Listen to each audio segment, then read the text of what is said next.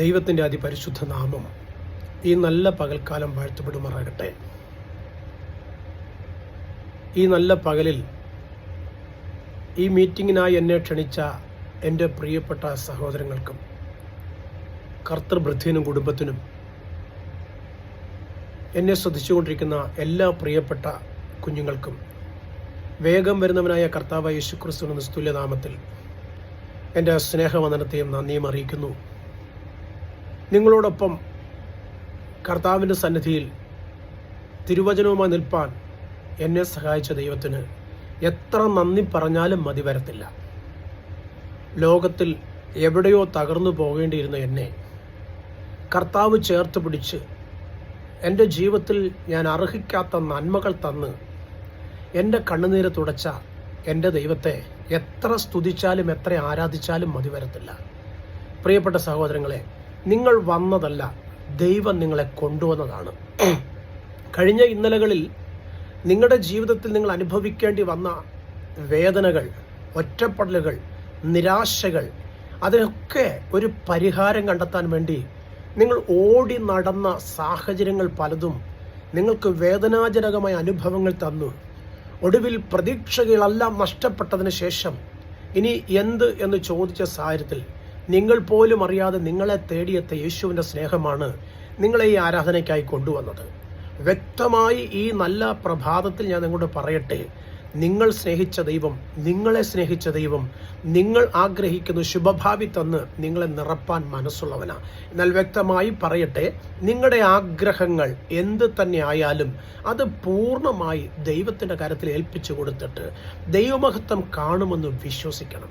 നാം വിശ്വാസി എന്നാണ് നമ്മുടെ പേര്, പക്ഷെ നമുക്ക് പലപ്പോഴും ഇല്ലാതെ പോകുന്നത് വിശ്വാസമാണ്. അതിൻ്റെ കാരണം നാം ലോകത്തെയാണ് നോക്കുന്നത്. ലോക മനുഷ്യൻ പറയുന്ന വാക്കുകളാണ് പലപ്പോഴും കേൾക്കാറുള്ളത്. വിശുദ്ധ തിരുവെഴുത്ത് എന്ത് പറയുന്നു, അത് പ്രകാരം ഞാൻ ജീവിക്കുന്നുണ്ടോ എന്ന് ഒന്ന് തിരിഞ്ഞു നോക്കുവാൻ പലപ്പോഴും നാം ശ്രമിക്കാറില്ല. വ്യക്തമായി ഞാൻ നിങ്ങളോട് പറയാം, നമ്മുടെ കർത്താവ് വിളിച്ചു എന്ന് ഉറപ്പുണ്ടെങ്കിൽ, ആ ശബ്ദം കേട്ടാണ് കുഞ്ഞെ നീ ഇറങ്ങിയതെന്ന് നിനക്ക് ഉറപ്പുണ്ടെങ്കിൽ, കുഞ്ഞെ നീ ഒരിക്കലും തോറ്റുപോകാൻ ദൈവം സമ്മതിക്കത്തില്ല. ഈ ഇരിക്കുന്ന സഹോദരങ്ങളെല്ലാവരും ദൈവമഹത്വം കണ്ടവരാണ്, ആ ദൈവത്തിൻ്റെ സ്നേഹം അനുഭവിച്ചറിഞ്ഞവരാണ്. ഇന്ന് പലരും പിന്മാറിപ്പോയിട്ട് പല കാരണങ്ങൾ പറഞ്ഞ് ദൈവസന്നിധിയിൽ നിന്ന് മഹത്വം കൊടുക്കാതെ നിരുത്തരവാദിത്വത്തോടെ നോക്കിയിരിക്കുന്നത് ഞാൻ കാണുന്നുണ്ട്. എന്നാൽ വ്യക്തമായി പറയട്ടെ, നിങ്ങളുടെ ഹൃദയം ദൈവത്തിന് മുൻപാകെ പകരാൻ ശ്രമിക്കുക സഹോദരങ്ങളെ. നഷ്ടങ്ങളുടെ കണക്ക് നോക്കാനല്ല കർത്താവ് നിങ്ങളെ ഇന്നയോളം കരം പിടിച്ച് നടത്തിയത്.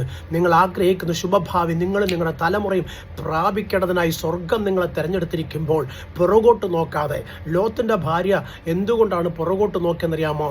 നഷ്ടപ്പെടാൻ പോകുന്ന നന്മകളെ കണ്ടിട്ട്. എന്നാൽ കർത്താവ് നഷ്ടപ്പെടാൻ പോകുന്നതല്ല, ലഭിക്കാൻ പോകുന്ന നന്മകൾ കണ്ടിട്ടാണ് നിങ്ങളെ വിളിച്ചത്. അങ്ങനെയാണെങ്കിൽ ആ വിളിയും തെരഞ്ഞെടുപ്പ് ഉറപ്പാക്കിക്കൊണ്ട് ദൈവത്തോടു കൂടെ നിൽക്കാൻ നിങ്ങൾ തയ്യാറാകുമെങ്കിൽ നിങ്ങളുടെ ജീവിതത്തിൽ നിങ്ങൾ കണ്ടിട്ടില്ലാത്ത പുതിയ തലങ്ങളിലേക്ക് നിങ്ങളെ നിങ്ങളുടെ തലമുറയും കർത്താവ് ഉയർത്തുമെന്ന് ഞാൻ ആത്മാർത്ഥതയോടെ നിങ്ങളോട് പറയുകയാണ്. കാരണം എന്നെ ഞാനാക്കി തീർത്ത ദൈവത്തിന് മഹത്വം കൊടുത്തുകൊണ്ട് ഈ പകൽക്കാലത്ത് ചിന്തയ്ക്കായി നമുക്കൊരു വേദഭാഗം വായിക്കാം. വിശുദ്ധ യോഹന്നാൻ എഴുതിയ സുവിശേഷം 15-ാം അധ്യായം 16-ാം വാക്യം. വിശുദ്ധ യോഹന്നാൻ എഴുതിയ സുവിശേഷം 15-ാം അധ്യായം 16-ാം വാക്യം. അവിടെ ഇങ്ങനെയാണ് കാണുന്നത്: നിങ്ങൾ എന്നെ തിരഞ്ഞെടുത്തു എന്നല്ല, ഞാൻ നിങ്ങളെ തിരഞ്ഞെടുത്തു, നിങ്ങൾ പോയി ഫലം കായ്ക്കണനും നിങ്ങളുടെ ഫലം നിലനിൽക്കണനും അത്രേ. നോക്ക്, കർത്താവ് എന്തിനാണ് തിരഞ്ഞെടുത്തത്? സ്വത്രം ഈ ലോകത്തിൻ്റെ ജീവിതയാത്രയിൽ പട്ടുപോകുവാനും നഷ്ടപ്പെടുത്തി കളയുന്ന നന്മകളെ തിരികെ തരുവാനും വേണ്ടിയാണ്. പിശാച് ഏത് സമയത്തും ഒരു ദൈവപൈതലിന് നേരെ പോരാടും. കർത്താവിൻ്റെ വചനം വ്യക്തമായി പഠിപ്പിക്കുന്നതിനാണ് നിങ്ങൾക്ക് പോരാട്ടമുള്ളത് വാഴ്ചകളോടും അധികാരങ്ങളോടും ഈ ലോകത്തിൻ്റെ ദുഷ്ടാത്മ സേനയോടും അത്രേ. അതുകൊണ്ട് വ്യക്തമായി പറയട്ടെ, നിങ്ങൾക്കെതിരെ എഴുന്നേറ്റ് വരുന്ന ആരോപണങ്ങൾ, നിങ്ങൾക്കെതിരെ വരുന്ന മറ്റു പ്രതികൂലങ്ങൾ, അതൊന്നും കണ്ടിട്ട് നിങ്ങൾ പുറകോട്ട് നോക്കരുത്. കർത്താവ് പറഞ്ഞത് വ്യക്തമായി കേൾക്കണം: ഞാൻ നിങ്ങളെ ശക്തീകരിക്കും, ഞാൻ നിങ്ങളെ സഹായിക്കും, നിങ്ങളുടെ കണ്ണുനീര് തുടച്ച് ഞാൻ നിങ്ങളെ കരം പിടിച്ചു നടത്തും. നോക്ക്, ഇത്ര നല്ല വാഗ്ദത്തം നൽകിയ മറ്റൊരു വ്യക്തിയില്ല, മറ്റൊരു പ്രമാണമില്ല, ഒന്നും തന്നെയില്ല. ഉള്ളത് കർത്താവിൻ്റെ വചനമാണ്. ആ വചനം നെഞ്ചോട് ചേർത്ത് പിടിച്ച് അവൻ എന്നെ കൊന്നാലും ഞാൻ അവനെ ജീവിക്കുമെന്ന് വിശ്വാസത്തോടെ ഒന്ന് പറഞ്ഞു നോക്കൂ കുഞ്ഞെ. സ്വർഗം നിനക്ക് വേണ്ടി ഇറങ്ങി വരും. വ്യക്തമായി പറയാം, കണ്ണുനീരിൽ വിതയ്ക്കുന്നവൻ ആർപ്പോടെ കൊയ്യുമെന്ന് കർത്താവ് പറഞ്ഞെങ്കിൽ നിന്റെ കണ്ണുനീര് കണ്ടിട്ടാണ് കർത്താവ് നിന്നെ വിളിച്ച് വേർതിരിച്ചത്. വിശുദ്ധ തിരുവെഴുത്ത് നാം പഠിക്കുമ്പോൾ അവിടെ ഇങ്ങനെ കാണാൻ കഴിയും. സ്വത്രം, നിന്റെ അമ്മയുടെ ഉദരത്തിൽ നീ ഉരുവാകുന്നതിന് മുമ്പേ സ്വർഗം നിന്നെ കണ്ടിരുന്നു. സ്വത്രം, നിന്റെ അമ്മയുടെ ഉദരത്തിൽ നീ ഉരുവായി. നീ ഭൂതലത്തിൽ പിറന്നു വീണപ്പോൾ സ്വർഗം നിനക്കൊരു പേരിട്ടു. ആ പേരാണ് ഇന്ന് നിന്റെ മാതാപിതാക്കളും നിന്റെ സ്നേഹിതരും നിന്റെ കുടുംബക്കാരും നിന്നെ വിളിക്കുന്ന പേര്. അങ്ങനെയുള്ള ഓർമ്മയുടെ പുസ്തകത്തിൽ ആണ്ടുകൾക്ക് മുമ്പേ, ഭൂമിക്ക് അടിസ്ഥാനം ഇടുന്നതിന് മുമ്പേ നിന്റെ പേര് എഴുതി വെച്ച്, നിന്റെ ഭാവിയെക്കുറിച്ച് എഴുതി വെച്ച്, നിനക്ക് ഇന്നതിൻ്റെത് വേണമെന്നൊക്കെയും അറിഞ്ഞ സ്വർഗത്തിലെയും നിന്നെ ഒഴിവാക്കിയപ്പോൾ നിനക്കിട്ട പേരാ കുഞ്ഞെ. നീ തിരിച്ചറിയണം, നിന്റെ പേര് സ്വർഗമിട്ട പേരാ. അങ്ങനെയാണെങ്കിൽ നീ ഭൂമിയുടെ മഹത്വമല്ല കാണാൻ ആഗ്രഹിക്കേണ്ടത്, സ്വർഗത്തിലെ മഹത്വം നീ കാണാൻ ആഗ്രഹിക്കണം. ആ മഹത്വത്തിൽ നീ നിൽക്കാൻ തയ്യാറാകണം. അങ്ങനെയെങ്കിൽ തീർച്ചയായും ലോകത്തിലെ ഒരു പിശാചിനും, ഈ ലോകത്തിൽ വാഴുന്ന പിശാച് നിന്നെയും നിന്റെ സന്തോഷത്തെയും നിന്റെ കുഞ്ഞുങ്ങളുടെ ഭാവിയെയും നിന്റെ കുടുംബത്തിൻ്റെ നന്മകളെയും ചോർത്തിയെടുത്തിട്ട് ദൈവത്തിന് വിരോധമായി നിന്നെ മാറ്റിയെടുക്കേണ്ടതിന് അവൻ പദ്ധതി ഒരുക്കി പ്ലാൻ ചെയ്ത് ഓരോ സാഹചര്യങ്ങൾക്കനുസരിച്ച് നിന്റെ നേരെ കടന്നു വരുമ്പോൾ, പ്രിയപ്പെട്ട സഹോദരങ്ങളെ, വ്യക്തമായി ഞാൻ നിങ്ങളോട് പറയട്ടെ, സർവശക്തനായ ദൈവത്തിൻ്റെ കരത്തിൽ നിങ്ങളെ വിട്ടുകൊടുക്കുമെങ്കിൽ നിങ്ങൾ ആഗ്രഹിക്കുന്ന ശുഭഭാവി നിങ്ങളുടെ ജീവിതത്തിൽ വെളിപ്പെട്ട് വരുന്നത് നിങ്ങളുടെ കണ്ണുകൊണ്ട് കാണാൻ കഴിയും. ദൈവം തിരഞ്ഞെടുത്തത് ലോകത്തിൽ ഒരുപാട് ജ്ഞാനികളുണ്ട്, തത്വചിന്തകന്മാരുണ്ട്, ലോകത്തിൻ്റെ എല്ലാ കാലഗതികളെയും തിരിച്ചറിയുന്ന ബുദ്ധിശാലികളുണ്ട്. അവരുടെ നടുവിൽ ഒന്നും അറിയാത്ത നിന്നെ ദൈവം തിരഞ്ഞെടുത്തത്. ദൈവത്തിന് വേണമെങ്കിൽ ശ്രേഷ്ഠന്മാരെ തിരഞ്ഞെടുക്കാം, വിദ്യാസമ്പന്നരെ തിരഞ്ഞെടുക്കാം, വലിയ കുടുംബമാഹാത്മ്യമുള്ളവരെ തിരഞ്ഞെടുക്കാം. പക്ഷേ എന്തുകൊണ്ടാണ് ദൈവം നിന്നെയും എന്നെയും തിരഞ്ഞെടുത്തത്? വ്യക്തമായി തിരിച്ചറിയണം. നീയും ഞാനും ഈ സമൂഹത്തിൽ എന്നും തള്ളപ്പെട്ടവനും തഴയപ്പെട്ടവനും ഒറ്റപ്പെട്ടവനുമാ. ഒന്നുമില്ലാത്തത് കൊണ്ട്, സാമ്പത്തികമായി പിന്നോക്കം നിൽക്കുന്നത് കൊണ്ട്, കുടുംബപരമായി നീ പുറകിലായതുകൊണ്ട് നിന്നെ എല്ലാവരും ഒതുക്കിക്കെട്ടി നിന്റെ ജീവിതത്തിൽ നിന്നെ മുൻപോട്ട് വിടാതെ വണ്ണം നിന്റെ വഴികളിൽ തടസ്സങ്ങൾ കൊണ്ടിട്ട് നിന്നെ ബന്ധിച്ചു നിർത്തിയ അനുഭവങ്ങളിൽ നീ വാവിട്ട് പൊട്ടിക്കരഞ്ഞില്ലേ? എൻ്റെ ദൈവമേ, എൻ്റെ ഈ സ്ഥിതിക്ക് എന്നൊരു മാറ്റം വരും. എൻ്റെ ദൈവമേ, എൻ്റെ കുഞ്ഞുങ്ങളുടെ ഭാവിക്കൊരു സുരക്ഷിതത്വം എന്ന് വരും. ഞാൻ എന്നെൻ്റെ ജീവിതത്തിൽ ഈ സമൂഹത്തിന് മുമ്പിൽ ഒന്ന് തല ഉയർത്തി നിൽക്കുമെന്ന് ചോദിച്ച് നീ വാവിട്ട് പൊട്ടിക്കരഞ്ഞ് പല സ്ഥലങ്ങളിലും പോയി നേർച്ച കാഴ്ചകൾ നടത്തി. എന്നിട്ടും നീ ആഗ്രഹിച്ച സന്തോഷമോ സമാധാനമോ നിനക്ക് പ്രാപിപ്പാൻ കഴിയാതെ എൻ്റെ ഗതി ഇങ്ങനായിപ്പോയി, എൻ്റെ ജീവിതം ഇങ്ങനായിപ്പോയി, എൻ്റെ ജന്മം ശപിക്കപ്പെട്ട ഒരു ജന്മമാണ്, ഇനി ഒരിക്കലും ഞാൻ എൻ്റെ കുഞ്ഞുങ്ങളോ ഒരു ഉയർച്ച പ്രാപിക്കത്തില്ലെന്ന് നീ പറഞ്ഞു നടന്ന സാഹചര്യങ്ങൾ കണ്ടിട്ട് ഒരു കണ്ണിനും ദയ തോന്നാതെ നീ രാത്രിയുടെ യാമങ്ങളെ പകലുകളാക്കി കരഞ്ഞ് കരഞ്ഞ് നിന്റെ കിടക്കമേൽ നിന്റെ കണ്ണുനീര് വീഴുമ്പോൾ ആരും ആ കണ്ണുനീര് കാണുവാനോ നിന്റെ നിലവിളി കേട്ടിട്ട് നിന്നെ ഒന്ന് ആശ്വസിപ്പിക്കാനോ ഇല്ലാതെ വന്നിട്ട് നീ സ്വയം ഒതുങ്ങി കരഞ്ഞ് അടങ്ങി ഒതുങ്ങി നിന്റെ കിടക്കയിൽ കിടക്കുമ്പോൾ നിന്റെ സങ്കടങ്ങൾ കണ്ട കർത്താവ് നിന്നെ തിരഞ്ഞെടുത്തു. എന്തിനെന്നറിയാമോ? ഈ ലോകരുടെ മുമ്പിൽ അവരെ ലജ്ജിപ്പിക്കേണ്ടതിന്. വ്യക്തമായി പറയട്ടെ, ശാസ്ത്രലോകം കണ്ടുപിടിച്ചുകൊണ്ടിരിക്കുന്ന കണ്ടുപിടുത്തങ്ങൾ ഒരു കൊച്ചു സൺഡേ സ്കൂൾ പഠിക്കുന്ന ഒരു കൊച്ചു കുഞ്ഞോട് ചോദിച്ചാൽ ആ കൊച്ചു കുഞ്ഞ് പറയും. അവർ കണ്ടുപിടിച്ചിട്ട് അങ്ങനെ ആയിരിക്കാം, അങ്ങനെ അല്ലായിരിക്കാം എന്ന് ഉറപ്പില്ലാതെ പറയുമ്പോൾ ഒരു കൊച്ചു കുഞ്ഞോട് ചോദിച്ചാൽ ആ കൊച്ചു കുഞ്ഞ് പറയും, ആ ദൈവത്തിൻ്റെ കരവിരുതാൽ മനുഷ്യനെ ദൈവം ഉണ്ടാക്കി. സ്വത്രം, ദൈവത്തിൻ്റെ വാക്കിനാൽ ആകാശത്തെയും ഭൂമിയും ദൈവം ഉരുവാക്കി. സൂര്യചന്ദ്രാദി നക്ഷത്രങ്ങളെ അവൻ ഉരുവാക്കിയിട്ട് അതിനകത്ത് സകലതും നിർമ്മിച്ചിട്ട് മനുഷ്യനെ തൻ്റെ കൈകളാൽ മെനഞ്ഞ് അവനെ അതിനകത്താക്കി സകലതും അടക്കി വാഴുവിനെന്ന് അധികാരം കൊടുത്ത ഒരു ദൈവമുണ്ട്. ആ ദൈവമാണ് ഈ ശാസ്ത്രലോകത്തെ ഉരുവാക്കിയത്. കുഞ്ഞ്, വ്യക്തമായി പറയട്ടെ, നീ പറയുന്ന ഒരു കാര്യമുണ്ട്, എനിക്ക് ലോക പരിജ്ഞാനമില്ല, എനിക്ക് വായിക്കാൻ അറിയത്തില്ല, എനിക്ക് ഈ പറയുന്നതിൻ്റെ മർമ്മങ്ങളൊന്നും തിരിച്ചറിയത്തില്ലെന്ന്. വെളിപ്പാട് പുസ്തകം 1-ാം അധ്യായം അതിൻ്റെ 2ഉം 3ഉം വാക്യങ്ങളൊക്കെ വായിക്കുമ്പോൾ അവിടെ കാണാൻ കഴിയും. സ്വത്രം, ഈ വചനത്തിൽ എഴുതിയിരിക്കുന്നു, വായിക്കുന്നവനും വായിച്ച് കേൾപ്പിക്കുന്നവനും കേൾക്കുന്നവനും ഭാഗ്യവാൻ. സ്വത്രം. നോക്ക്, അപ്പം നമുക്ക് വായിക്കാൻ അറിയത്തില്ല, പക്ഷെ കേൾക്കാൻ കാതുകളുണ്ട്. സ്വത്രം. കാണുവാൻ കണ്ണുണ്ട്. ദൈവത്തിൻ്റെ പ്രവൃത്തി പ്രവൃത്തി, ദൈവം ചെയ്യുന്ന നന്മകൾ, അതൊക്കെ കാണുവാൻ കണ്ണുണ്ട്, കേൾക്കുവാൻ കാതുകളുണ്ട്. ഇനി വായിച്ച് മനസ്സിലാക്കാൻ കഴിയുന്നു. വായിച്ച് മനസ്സിലാക്കി അത് ഹൃദയത്തിൽ സംഗ്രഹിക്കുമ്പോൾ വ്യക്തമായി പറയട്ടെ, ലോകത്തിൻ്റെ ജ്ഞാനം നിന്റെ അകത്തളങ്ങളിലേക്ക് ഇറങ്ങി ഒരാളെ തരും. ഉൽപ്പത്തി പുസ്തകം 1 മുതൽ നാം താഴോട്ട് പഠിച്ചാൽ അവിടെ കാണാൻ കഴിയും ഈ പ്രപഞ്ചം എങ്ങനെ ഉണ്ടായി. ശാസ്ത്രലോകം മുഴുവനും ഉണ്ടായ, മനുഷ്യനുണ്ടായ കാലം മുതൽ, കണ്ടുപിടുത്തങ്ങൾ തുടങ്ങിയ കാലം മുതൽ എങ്ങനെ ഉണ്ടായി എന്ന് പറഞ്ഞ്. എന്നാൽ ഈ കാലഘട്ടത്തിൽ സ്വത്രം വ്യക്തമായി നമ്മൾ പഠിക്കണം. ശാസ്ത്രലോകം മുഴുവനും പറയുന്നൊരു കാര്യമുണ്ട്, ഇത് ദൈവത്താൽ നിർമ്മിതമായി. പക്ഷെ സമ്മതിക്കാൻ മനസ്സില്ല, പക്ഷേ അവർ സമ്മതിച്ചേ മതിയാകൂ. കാരണം ദൈവത്തിൻ്റെ തിരുവെഴുത്ത് പറയുന്നു, നീ ഈ തിരുവെഴുത്തിൽ അന്വേഷിച്ചു നോക്ക്, നീ കാണേണ്ടത് അതിനകത്ത് കാണും, നീ തിരയുന്നത് അത് നീ കാണും. നോക്ക്, ദൈവത്തിലുള്ള വിശ്വാസം ഉള്ളവരായിരിക്കണം നമ്മൾ. ദൈവത്തിൻ്റെ പ്രവൃത്തിയിൽ നമ്മൾ വിശ്വസിക്കണം.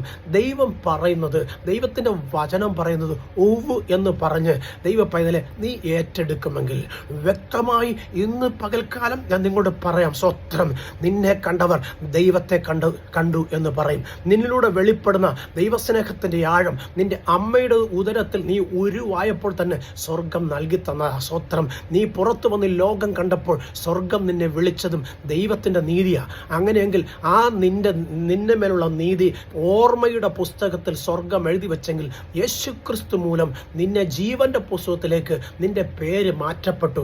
ഇപ്പോൾ നീ മരിച്ചവനല്ല, ജീവിക്കുന്നവനാ. അങ്ങനെ ജീവിക്കുന്ന നീ ഒരിക്കലും അന്ധകാരത്തിൽ ചെന്ന് വീണ് തകർന്നു പോകാൻ ദൈവം വിടത്തില്ല. അതുകൊണ്ട് ദൈവത്തിൽ ആശ്രയിച്ച് അവൻ്റെ മഹത്വം കണ്ടുകൊണ്ട് അവൻ്റെ വചനത്തെ ധ്യാനിച്ചുകൊണ്ട് നീ യാത്ര ചെയ്യുമെങ്കിൽ നീ ഒരിക്കലും ലോകയുടെ മുമ്പിൽ തലകുനിച്ച് നിലവിളിച്ചുകൊണ്ട് നടക്കേണ്ടി വരത്തില്ല. ദൈവത്തിൻ്റെ വചനം വ്യക്തമായി പഠിപ്പിക്കുന്നത് എങ്ങനെയാണ്? നീ ശരീരത്തിലിരിക്കുമ്പോൾ നീ ചെയ്യുന്നത് നല്ലതാകലും തീയതാകലും അതിന് തക്കവണ്ണം പ്രാപിപ്പാൻ നീ ഒരുങ്ങിക്കൊള്ളണം. നിന്റെ ശരീരം ദൈവത്തിൻ്റെ മന്ദിരമാണ്. ഇന്നലെ വരെ നിന്നെ വാണിരുന്നത് ഈ ലോകത്തിൻ്റെ പിശാചാണ്. ആ പിശാച് നിന്നെ ലോകത്തിലേക്ക് കൊണ്ടുപോയി മദ്യത്തിനും മയക്കുമരുന്നും അടിമയാക്കി പാപപ്രവൃത്തികൾ നിന്നെ കൊണ്ട് ചെയ്തെടുത്ത് നിന്നെ രോഗിയാക്കി മാറ്റിയെങ്കിൽ, ആ രോഗത്തിന് ശമനം തന്ന് നിന്റെ കണ്ണുനീര് തുടച്ച് നിന്നെ കൈപിടിച്ച് ശ്രേഷ്ഠന്മാരുടെ നടുവിൽ നിർത്തിയെങ്കിൽ ആ ദൈവത്തിന് നീ മുഴുമഹത്വം കൊടുത്തു നോക്ക്. കുഞ്ഞെ, ലോകത്തിൽ നിനക്ക് വേണ്ടതെല്ലാം സ്വർഗത്തിലെ ദൈവം തന്നതാ. ഉൽപ്പത്തി പുസ്തകം നാം 3-ാം അധ്യായം 2-ാം അധ്യായം പഠിക്കുമ്പം അവിടെ ദൈവം ആദമിനോട് ഹവ്വയോടും പറയുന്നുണ്ട്, സ്വത്രം, കുഞ്ഞുങ്ങളെ, ഈ ലോകത്തിലുള്ള ഈ നിങ്ങൾക്ക് തന്നിരിക്കുന്ന ഈ തോട്ടത്തിനകത്തുള്ള സകല വൃക്ഷങ്ങളെയും ഫലങ്ങൾ നിങ്ങൾക്ക് കഴിക്കാം. തോട്ടത്തിന് നടുക്ക് നിൽക്കുന്ന വൃക്ഷത്തിൻ്റെ പഴം നിങ്ങൾ കഴിക്കരുത്. നിങ്ങൾ പറയുന്നത് ഈ മൃഗജാലങ്ങൾ, ഈ വൃക്ഷലതാദികൾ അനുസരിക്കും. നിങ്ങളിട്ട പേര് അവ ഏറ്റെടുത്തിട്ട് നിങ്ങൾ പറയുന്നത് പോലെ അവ ചരിക്കും.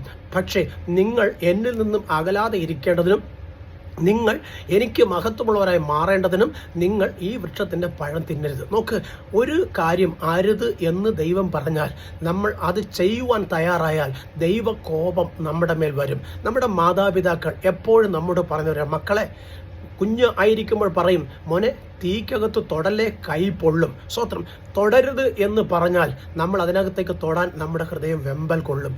അങ്ങനെ കുഞ്ഞുങ്ങൾ ആ തീക്കകത്ത് തൊട്ടാൽ കൈ പൊള്ളും. ഇവിടെ ദൈവവും മനുഷ്യനോട് പറഞ്ഞൊരു കാര്യമാണ്, കുഞ്ഞുങ്ങളെ, ആ വൃക്ഷത്തിൻ്റെ ഫലം തിന്നരുതേ എന്ന്.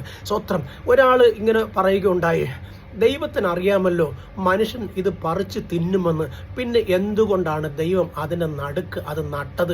ദൈവം ബുദ്ധിയില്ലാത്തവനായതുകൊണ്ടല്ലേ അങ്ങനെ നട്ടത്? കുഞ്ഞ്, നമുക്ക് പറയാൻ ഒത്തിരി കാരണങ്ങളുണ്ടാവും. പക്ഷെ ദൈവം ബുദ്ധിയില്ലാതെ അല്ല ആ തോട്ടത്തിനകത്ത് ആ വൃക്ഷം നട്ടത്. നോക്ക്, ദൈവത്തിൻ്റെ മനസ്സുള്ളവരാ മനുഷ്യർ, കേട്ടോ. സ്വത്രം, ദൈവത്തിൻ്റെ മനസ്സുള്ളവരാ. ആ ദൈവത്തിൻ്റെ മനസ്സുള്ളവർ ദൈവത്തെ പോലെ തിരഞ്ഞെടുക്കാനുള്ള അവകാശവുമുണ്ട്. ആ തിരഞ്ഞെടുക്കാനുള്ള അവകാശം നല്ലതും തീയതുമായതിനെ തിരഞ്ഞെടുക്കാൻ അവകാശമുണ്ട്. അങ്ങനെയാണെങ്കിൽ ദൈവം പറഞ്ഞു, നിങ്ങൾ എന്നിൽ നിന്ന് അകന്നു പോകാതെ ഇരിക്കേണ്ടതിന്, എനിക്ക് നിങ്ങളുടെ കൂടെ വസിക്കേണ്ടതിന് ഈ നന്മ തിന്മ തിരിച്ചറിയണം.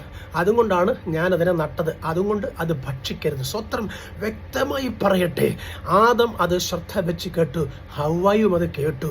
പക്ഷേ ആദം ഹവ്വയോടുകൂടെ ചേർന്നിരിക്കണം. സ്വത്രം, ദൈവത്തിൻ്റെ വചനം പറയുന്നു ഇങ്ങനെ, നമ്മുടെ കുഞ്ഞുങ്ങളെ വിവാഹം കഴിക്കുമ്പം പറയുന്ന ഒരു വാക്കുണ്ട്, അവർ രണ്ടുപേരും കരം ചേർത്ത് പിടിച്ചിട്ട് സുഖത്തിലും ദുഃഖത്തിലും സന്താപത്തിലും സന്തോഷത്തിലും താഴ്ചയിലും ഉയർച്ചയിലും മരണം വരെയും, ദൈവം നിങ്ങളെ വേർപിടിവിക്കും നാളുവരെയും നിങ്ങൾ പരസ്പരം സ്നേഹിച്ചും പരസ്പരം സഹിച്ചും നിങ്ങൾ മുൻപോട്ട് പോകണം എന്ന് പറയുമ്പോൾ, അങ്ങനെ പോകാം എന്ന് പറയുന്ന അവരെ ചേർത്ത് വെച്ച് പിതാവിൻ്റെയും പുത്രൻ്റെയും പരിശുദ്ധാത്മാവിൻ്റെ നാമത്തിൽ വിവാഹം കഴിപ്പിച്ച് വിടുമ്പോൾ സ്വർഗത്തിലെ ദൈവം അവരെ മേൽ ബ്ലെസ്സിങ്, അനുഗ്രഹങ്ങളെ പകരും.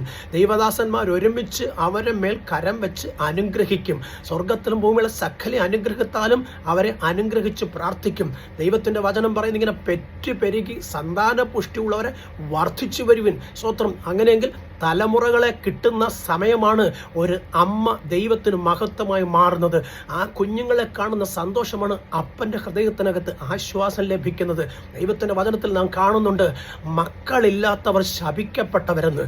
അങ്ങനെയാണെങ്കിൽ ഒരു സ്ത്രീ ആയിരിക്കുന്നിടത്തോളം കാലം അവളൊരു അമ്മയാകുമ്പോൾ ശാപം അവളിൽ നിന്ന് നീങ്ങിപ്പോകുമെന്ന് തിരുവെഴുത്ത് പഠിപ്പിക്കുന്നു. സ്തോത്രം. എന്നാൽ പുരുഷനോട് പറഞ്ഞിരിക്കുന്നത്, നിന്റെ വിയർപ്പ് കൊണ്ട് നീ അപ്പം ഭക്ഷിക്കുമെന്ന്. എന്നാണ് ഈ ശാപം മനുഷ്യന്റെ മേൽ വന്നു വീണത്?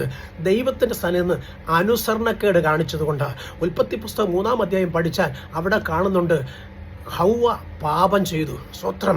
ദൈവത്തിൽ നിന്ന് അവർ അകന്നു. സർവശക്തനായ ദൈവം പ്രഭാതത്തിൽ ഹൗവയുടെ അടുക്കലേക്ക് വരുമ്പോൾ, സ്വത്രം, ആദമിനെ തേടി വരുമ്പോൾ, സ്വത്രം, അവരെ തോട്ടത്തിൽ കാണാനില്ല. സ്വർഗത്തിലെ ദൈവം അവരെ വിളിക്കുന്നു, ആദമേ നീ എവിടെ? സ്വത്രം. ആദവും ഹൗവയും കൂടെ ചേർന്ന് പറയുകയാണ്, നിന്റെ കാലൊച്ച ഞങ്ങൾ തോട്ടത്തിൽ കേട്ടു, അതുകൊണ്ട് ഞങ്ങൾ ഒളിച്ചിരിക്കുന്നു, ഞങ്ങൾ നഗ്നരാകൊണ്ട്. സ്വന്തം. ഇന്ന് പകൽ വ്യക്തമായി ഞാൻ നിങ്ങളോട് ചോദിക്കട്ടെ, യേശു ചോദിക്കുക, നിങ്ങൾ നഗ്നരെന്ന് ആര് പറഞ്ഞു? തേജസ്സുള്ള വസ്ത്രമണിയിച്ച് സ്വത്രം ഏദൻ തോട്ടത്തിൽ തൻ്റെ കുഞ്ഞുങ്ങളെ ആക്കി വെച്ച കർത്താവിൻ്റെ വചനമനുസരിക്കാതെ തെറ്റിപ്പോയിട്ട് അവർ ഒളിച്ചിരിക്കുക. നോക്ക്, സ്നേഹനിധിയായ സർവശക്തനായ കർത്താവ് തൻ്റെ മക്കളെ തേടി വരുമ്പോൾ തൻ്റെ മക്കളെ കാണാത്തത് കൊണ്ട് സ്വർഗത്തിലെ ദൈവത്തിൻ്റെ ഉള്ളം വേദനിച്ചു. സ്വത്രം. കുഞ്ഞ്, നിന്നെ കരുതുന്ന ദൈവത്തെ നീ കാണാതെ പോയാൽ, നിന്നോട് കൂടെ നടക്കാൻ ആഗ്രഹിക്കുന്ന ദൈവത്തെ വിട്ട് നീ പോയാൽ എൻ്റെ ദൈവത്തിൻ്റെ ഉള്ളം തേങ്ങും. എന്തുകൊണ്ടെന്നറിയാമോ? ഈ ലോകത്തെ വാഴുന്ന ഒരു പിശാചുണ്ട്. ആ പിശാച് നിന്നെ തകർക്കാൻ തന്ത്രം മെനഞ്ഞുകൊണ്ട് നടക്കുക. ഏദൻ തോട്ടത്തിലും ഇത് തന്നെയാണ് സംഭവിച്ചത്. നോക്ക്, ഒരു ദിവസം കൊണ്ടല്ല ഒരു മനുഷ്യന്റെ ജീവിതത്തിൽ തെറ്റ് വരുന്നത്. പല ദിവസങ്ങൾ ആലോചിച്ച് കൂട്ടി ചിന്തിച്ച് അവൻ ആ തെറ്റിനെ സ്വയം സ്വീകരിക്കുക. നമ്മൾ പറയുന്നത് ഇങ്ങനെയാണ്, അറിയാതെ പറ്റിപ്പോയി, അറിയാതെ തെറ്റ് ചെയ്തു പോയി, അറിയാതെ പറഞ്ഞു പോയി. ഇല്ല കുഞ്ഞെ, അറിയാതെ പറയുന്നതിന് നിനക്ക് മാപ്പ് ഉണ്ട്, എന്നാൽ അറിഞ്ഞുകൊണ്ട് ചെയ്യുന്നതിന് ശിക്ഷയുണ്ട്. സ്വത്രം. നോക്ക്, ഹൗവ തോട്ടത്തിൽ നടക്കാനിറങ്ങി. അച്ചായൻ്റെ കൂടെ, ആദമച്ചായൻ്റെ കൂടെ ഇറങ്ങേണ്ട ഹൗവ, സ്വത്രം, ആദമച്ചായനെ വിട്ടേച്ച് ഇങ്ങനെ തോട്ടം ചുറ്റി കാണാൻ ഇറങ്ങി.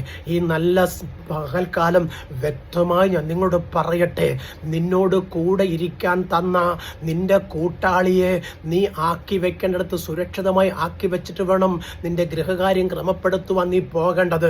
നീ പോകുമ്പോൾ നിന്റെ കൂട്ടാളി നീ പോകുന്നത് നോക്കിയിരുന്നിട്ട് അവളുടെ വഴിക്ക് പോയാൽ അവൾ തിരിച്ചു വരുന്നത് പാപം പേറിയായിരിക്കും, ശാപം വഹിച്ചുകൊണ്ടായിരിക്കും. ഇന്ന് നാം വ്യക്തമായി തിരിച്ചറിയണം, നമ്മുടെ നാട്ടിലും ഇത് തന്നെയാണ് സംഭവിച്ചുകൊണ്ടിരിക്കുന്നത്. അതുകൊണ്ട് എന്ത് സംഭവിക്കുന്നറിയാമോ? നമ്മുടെ തലമുറ വഴിതെറ്റിപ്പോയിക്കൊണ്ടിരിക്കുക. അനേക പ്രിയപ്പെട്ട മാതാക്കൾ എന്നെ വിളിക്കാറുണ്ട്. വിളിക്കുമ്പോഴൊക്കെ അവർ പറയും, പാസ്റ്റർ, എൻ്റെ കുഞ്ഞുങ്ങളെ ഓർത്ത് ഞാൻ ഇന്ന് വിലപിക്കുകയാണ്. എൻ്റെ കുഞ്ഞുങ്ങൾ നന്നായി പഠിച്ചവരാണ്, നല്ല ക്ലാസ്സുകൾ പാസ്സായതാണ്, പക്ഷേ അവർക്ക് ജോലിയില്ല. ജോലി കിട്ടാത്തത് കൊണ്ട് അവർ മദ്യപിച്ച് മതോന്മത്തരായി വീടിനും നാട്ടിനും ഒരു ശാപമായി തീർന്നിരിക്കുക. 10ാം ക്ലാസ്സിൽ പഠിക്കുന്ന എൻ്റെ കുഞ്ഞ് മദ്യപാനിയാണ്. അവനോട് എത്ര പറഞ്ഞാൽ അവൻ കേൾക്കത്തില്ല. അവനോട് അധികം സംസാരിച്ചാൽ അവൻ കൈ കിട്ടുന്നിടത്ത് തറയിലടിച്ച് പൊട്ടിക്കും. പാസ്റ്റർ, എൻ്റെ ഭർത്താവ് രാവിലെ ജോലിക്ക് പോയിട്ട് വൈകുന്നേരം വരുന്നത് മദ്യപിച്ചിട്ടാ പാസ്റ്റർ. വീടിനകത്തൊരു സ്വസ്ഥതയുമില്ല പാസ്റ്റർ. ഞാൻ പ്രാർത്ഥിക്കാൻ തുടങ്ങിയിട്ട് നാളുകളായി ഇതിനൊരു മാറ്റം വരുന്നില്ല പാസ്റ്റർ. Price the Lord. എൻ്റെ പ്രിയപ്പെട്ട സഹോദരങ്ങളെ, നിന്റെ കൂട്ടാളി തെറ്റിപ്പോയത് നിന്റെ കുറവ് കൊണ്ടാ കേട്ടോ, നിന്റെ ബലഹീനത കൊണ്ടാ. നീ ദൈവത്തിന് കൊടുക്കുന്ന മഹത്വം കൊടുക്കാതെ പോയത് കൊണ്ടാ. നീ ദൈവസന്നിധിയിൽ മുഴങ്കാലം മടക്കി പ്രാർത്ഥിക്കാൻ സമയം കണ്ടെത്താതെ ലോകത്തിന്റെ പിന്നാലെ ഓടിയത് കൊണ്ടാ. എൻ്റെ പ്രിയപ്പെട്ട സഹോദരങ്ങളെ, ദൈവമുഖം അന്വേഷിക്കുന്ന ബുദ്ധിമാനുണ്ടോ എന്ന് സ്വർഗത്തിലെ നോക്കുമ്പോൾ നോക്ക്, ദൈവത്തിന്റെ ആലോചന കേട്ട് നിൽക്കുന്ന ഏതൊരു വ്യക്തിയുണ്ടോ അവരെ സ്വർഗം കരുതിക്കൊള്ളും. വിശുദ്ധ തിരുവെഴുത്ത് നാം പഠിച്ചാൽ നമുക്കത് കാണാൻ കഴിയും. 1 രാജാക്കന്മാരുടെ പുസ്തകം 17-ാം അധ്യായം, സ്തോത്രം, അവിടെ ഒരു ഏലിയാവിനെ കാണാൻ കഴിയും. നമുക്ക് സമസ്വഭാവമുള്ളവനാണ് ഏലിയാവ് എന്ന് പറഞ്ഞാൽ നാം എന്തൊക്കെ ചിന്തിക്കുന്നോ, എന്തൊക്കെ പ്രവർത്തിക്കുന്നുവോ, നാം എന്തൊക്കെ മേഖലകളിൽ യാത്ര ചെയ്യുന്നുവോ അങ്ങനെയെല്ലാം യാത്ര ചെയ്യുന്ന ഒരു മനുഷ്യനായിരുന്നു ഏലിയാവ്. പക്ഷെ ഒരു ദിവസം സ്വർഗത്തിലെ ദൈവം ഏലിയാവിനെ വിളിക്കുകയുണ്ടായി. സ്വത്രം, ആ ഏലിയാവ് ആ വിളി കേട്ടിട്ട് ആ വിളിക്കനുസരിച്ച് യാത്ര ചെയ്യാൻ തയ്യാറായതുകൊണ്ട് ലോകരുടെ മുമ്പിൽ, രാജാക്കന്മാരുടെ മുമ്പിൽ ലജ്ജിക്കാതെ തല ഉയർത്തി നിൽക്കുവാൻ ദൈവം അവനെ സഹായിച്ചു. വ്യക്തമായി പറയട്ടെ, നിങ്ങളും ദൈവശബ്ദം കേട്ട് ദൈവത്തിന് വേണ്ടി നിൽക്കാൻ നിങ്ങൾ തയ്യാറായാൽ നിങ്ങൾ ഒരിക്കലും ലോകത്തിൽ നിലവിളിച്ചുകൊണ്ട് നടക്കേണ്ടി വരത്തില്ല. ദൈവത്തിൻ്റെ മഹത്വം അതിൻ്റെ പൂർണ്ണതയിൽ വെളിപ്പെടേണ്ടതിന് ദൈവകാര്യങ്ങൾ ഏൽപ്പിച്ചു കൊടുത്തുകൊണ്ട് നിങ്ങൾ പ്രാർത്ഥിക്കുക. നിങ്ങളുടെ ജീവിതത്തിൽ ഒരു നന്മയ്ക്കും മുടക്കമുണ്ടാകത്തില്ല. പരിശുദ്ധാത്മാവ് വ്യക്തമായി പറയുന്നത്, ഒരു നാളും ഞാൻ നിന്നെ തള്ളിക്കളയുകയില്ല, ഉപേക്ഷിക്കയില്ല. നോക്ക്, ഏലിയാവിനെ സ്വർഗത്രതയും വിളിച്ചിട്ട് ഇങ്ങനെ പറയാ, നീ ആഹാബിനോട് ചെന്ന് പറയണം, ഞാൻ പറഞ്ഞല്ലാതെ ഈ ആണ്ടിൽ മഞ്ഞും മഴയും പെയ്യുകയില്ല എന്ന്. സ്തോത്രം. നോക്ക്, ഏലിയാവ് അന്ന് വരെ കേൾക്കാത്ത ദൈവശബ്ദം കേട്ടപ്പോൾ ഏലിയാവ് അത് ഏറ്റെടുക്കാൻ തയ്യാറായി. എൻ്റെ പ്രിയപ്പെട്ട സഹോദരങ്ങളെ, നിങ്ങളും ദൈവത്തിൻ്റെ വചനം കേട്ട് അതുപ്രകാരം യാത്ര ചെയ്യാൻ നിങ്ങൾ തയ്യാറായാൽ, നിങ്ങൾ ആഗ്രഹിക്കുന്ന ശുഭഭാവി നിങ്ങളിൽ വെളിപ്പെടുമ്പോൾ നിങ്ങളെ കുറ്റം പറഞ്ഞവരും, നിങ്ങളെ പരിഹസിച്ചവരും, നിങ്ങളെ ഒറ്റപ്പെടുത്തിയവരും, നിങ്ങളെ നിന്ദിച്ചവരും നിങ്ങളോടുകൂടെ ചേർന്ന് നിൽക്കുവാനിടയായിത്തീരും. വ്യക്തമായി പറയട്ടെ, ആദമും ഹവ്വയും ദൈവത്തിൽ നിന്ന് അകന്നുപോയി. പക്ഷെ സ്വർഗത്തിലെ ദൈവം ആദമിനെ വിളിച്ച് അവൻ പറഞ്ഞ വാക്കിതാണ്, ഞങ്ങൾ നഗ്നരാകൊണ്ട്. സ്വത്രം. നോക്ക്, ദൈവത്തോട് പറയുകയാണ്, ഞങ്ങൾ നഗ്നരാകൊണ്ട്. സ്വത്രം. നോക്ക്, തേജസ്സിന്റെ വസ്ത്രം ഉടുത്തിരുന്നവർ എങ്ങനെയാണ് നഗ്നരായത്? സ്തോത്രം. അവർ പാപം ചെയ്തു, ദൈവത്തിൽ നിന്ന് അകന്നു. സ്വത്രം. നോക്ക്, ദൈവത്തിൽ നിന്ന് അകന്നവരെ സ്വർഗത്തിലെ ചേർത്ത് പിടിച്ചു. പ്രിയപ്പെട്ട സഹോദരങ്ങളെ, വ്യക്തമായി പറയട്ടെ, നീ ഒരു പാപിയാണെന്ന്, നീ തെറ്റുകാരനാണെന്ന്, നിന്റെ മാതാപിതാക്കൾ ചെയ്ത തെറ്റിൻ്റെ പരിണിത ഫലമാണ് നീ ഇന്ന് അനുഭവിക്കുന്ന കഷ്ടങ്ങളെന്ന് നീ ഒന്ന് തിരിച്ചറിയുവാൻ, നീ ഒന്ന് അന്വേഷിപ്പാൻ തയ്യാറായെങ്കിൽ തീർച്ചയായും നീ മടങ്ങി വരും. പക്ഷേ നീ എല്ലാം കണ്ടിട്ട് സാരമില്ല, കുഴപ്പമില്ല, നാളെ അങ്ങ് ശരിയായിക്കൊള്ളും എന്നൊക്കെ പറയുന്നുകൊണ്ട് പിശാച് നിന്നെ ഒരിക്കലും ദൈവത്തിലേക്ക് അടുപ്പിക്കാതെ ലോകത്തിലേക്ക് നിന്നെ വലിച്ചിഴച്ചുകൊണ്ട് പോകുന്നത്. കുഞ്ഞെ, ഈ ലോകത്തിൽ നിനക്ക് ഒരു ജീവിതമേ ഉള്ളൂ. അത് ദൈവം തന്നത് കരഞ്ഞ് വിലപിച്ച് നിരാശയോടെ നടക്കാനല്ല, എല്ലാവരുടെ മുമ്പിൽ സന്തോഷത്തോടെ സമാധാനത്തോടെ യാത്ര ചെയ്യാനാ. എന്നാൽ നിന്റെ സമാധാനം എവിടെയാണ് നഷ്ടപ്പെടുന്നതെന്ന് ചോദിച്ചു കഴിഞ്ഞാൽ നീ ദൈവത്തെ മറക്കുന്നത് കൊണ്ടാ. നിന്റെ സന്തോഷം എവിടെയാണ് നഷ്ടപ്പെടുന്നത് ചോദിച്ചു കഴിഞ്ഞാൽ നീ ദൈവത്തോടു കൂടെ നിൽക്കാൻ നിനക്ക് മനസ്സില്ലാത്തത് കൊണ്ടാ. ഞാൻ ഇങ്ങനെ പറയട്ടെ, ഈ ലോകം നിനക്ക് സമാധാനം തരത്തില്ല. ഈ ലോകത്തിലെ മനുഷ്യൻ നിന്നോട് കൂടെ വരത്തില്ല. കുഞ്ഞ്, ഈ ജീവിത യാത്രയിൽ എപ്പോഴെങ്കിലും നീ ജയിച്ചിട്ടുണ്ടെന്നുണ്ടെങ്കിൽ ദൈവത്തിന് മഹത്വമായി നിന്നപ്പോൾ മാത്രമേ ജയിച്ചിട്ടുള്ളെന്ന് തിരിച്ചറിയാൻ ശ്രമിക്കുക. ജീവിതത്തിൻ്റെ ഓരോ നിമിഷവും കർത്താവ് നിനക്ക് വേണ്ടി കരുതുന്നുണ്ടെന്ന് തിരിച്ചറിയാൻ ശ്രമിക്കുക. ദൈവത്തിൻ്റെ മഹത്വം അത് ആത്മാവിൽ നീ കാണണം. ദൈവത്തിൻ്റെ കൃപ അത് അഭിഷേകമായി നീ പ്രാപിക്കണം. നോക്ക്, ആദമും ഹവ്വയും ദൈവത്തിൽ നിന്ന് അകന്നപ്പോൾ ദൈവത്തിന് അവരോട് കോപമല്ല തോന്നിയത്, പകരം സങ്കടമാ തോന്നിയത്. തൻ്റെ മക്കൾ തെറ്റിപ്പോയല്ലോ എന്ന്, തൻ്റെ മക്കൾ അനുസരണക്കേട് കാണിച്ചല്ലോ. സ്വർഗത്തിലെ ദൈവത്തിന് വേദന ഉണ്ടായി. കുഞ്ഞെ, നീ ദൈവത്തിൻ്റെ സൃഷ്ടിയാ. കുഞ്ഞെ, നീ ഏതു ജാതി, ഏത് മതം, ഏത് വർഗം, ഏത് നിറം, ഏത് ഗുണം, ഏത് കുടുംബമെന്ന് സ്വർഗം നോക്കിയിട്ടില്ല. കാരണം ഇവിടെ മനുഷ്യനാണ് ജാതിയും മതവും നിറവും ഗുണവും വർഗവും പണവും എല്ലാം നോക്കി കാര്യങ്ങളെ നിശ്ചയിക്കുന്നത്. എൻ്റെ കർത്താവ് തൻ്റെ രൂപത്തിൽ, തൻ്റെ സാദൃശ്യത്തിൽ തൻ്റെ കുഞ്ഞുങ്ങളെ സൃഷ്ടിച്ചിട്ട് ജീവൻ നൽകി. സ്വത്രം. സ്വർഗീയ ജീവൻ നൽകി, ദൈവത്തിന്റെ ജീവൻ നൽകി. അങ്ങനെയാണ് മനുഷ്യനെ ഉരുവാക്കിയത്. അതുകൊണ്ട് ദൈവത്തിന് ജാതിയും മതമൊന്നുമില്ല. നമുക്ക് ജാതിയുണ്ട്, നമുക്ക് മതമുണ്ട്, നമുക്ക് പണത്തിന്റെ പ്രൗഢിയുണ്ട്, നമുക്ക് കുടുംബത്തിന്റെ ബാക്ക്ഗ്രൗണ്ട് ഉണ്ട്. ഇതൊക്കെ പറഞ്ഞിട്ട് നമ്മൾ ദൈവത്തെ പല തട്ടാക്കി മാറ്റുക. ഇല്ല കുഞ്ഞെ, ദൈവം അങ്ങനെ ഒരു പല തട്ടുമായിട്ടില്ല. വെളിപ്പാട് പുസ്തകം കൊരിന്ത്യർക്ക് ലേഖനത്തിൽ നോക്ക്, പൗലോസ് പറയുന്നുണ്ട്, നിങ്ങൾ കർത്താവിനെ പല ഗ്രൂപ്പുകളാക്കിയെന്ന്. സ്വത്രം. എങ്ങനെയാ പറയുന്നത്? കൊരിന്ത്യർക്ക് ലേഖനത്തിൽ ഒരുവൻ ക്രിസ്തുവിൻ്റെ പക്ഷക്കാരൻ, ഒരുവൻ പൗലോസിൻ്റെ പക്ഷക്കാരൻ, ഒരുവൻ കേഫാവിൻ്റെ പക്ഷക്കാരൻ. നിങ്ങൾ ക്രിസ്തുവിനെ പല ഗ്രൂപ്പുകളാക്കി. പൗലോസ് പറയുന്നു, സ്വത്രം, ക്രിസ്തു വിഭാഗിക്കപ്പെട്ടിരിക്കുന്നുവോ? പൗലോസ് നിങ്ങൾക്ക് വേണ്ടി മരിച്ചുവോ?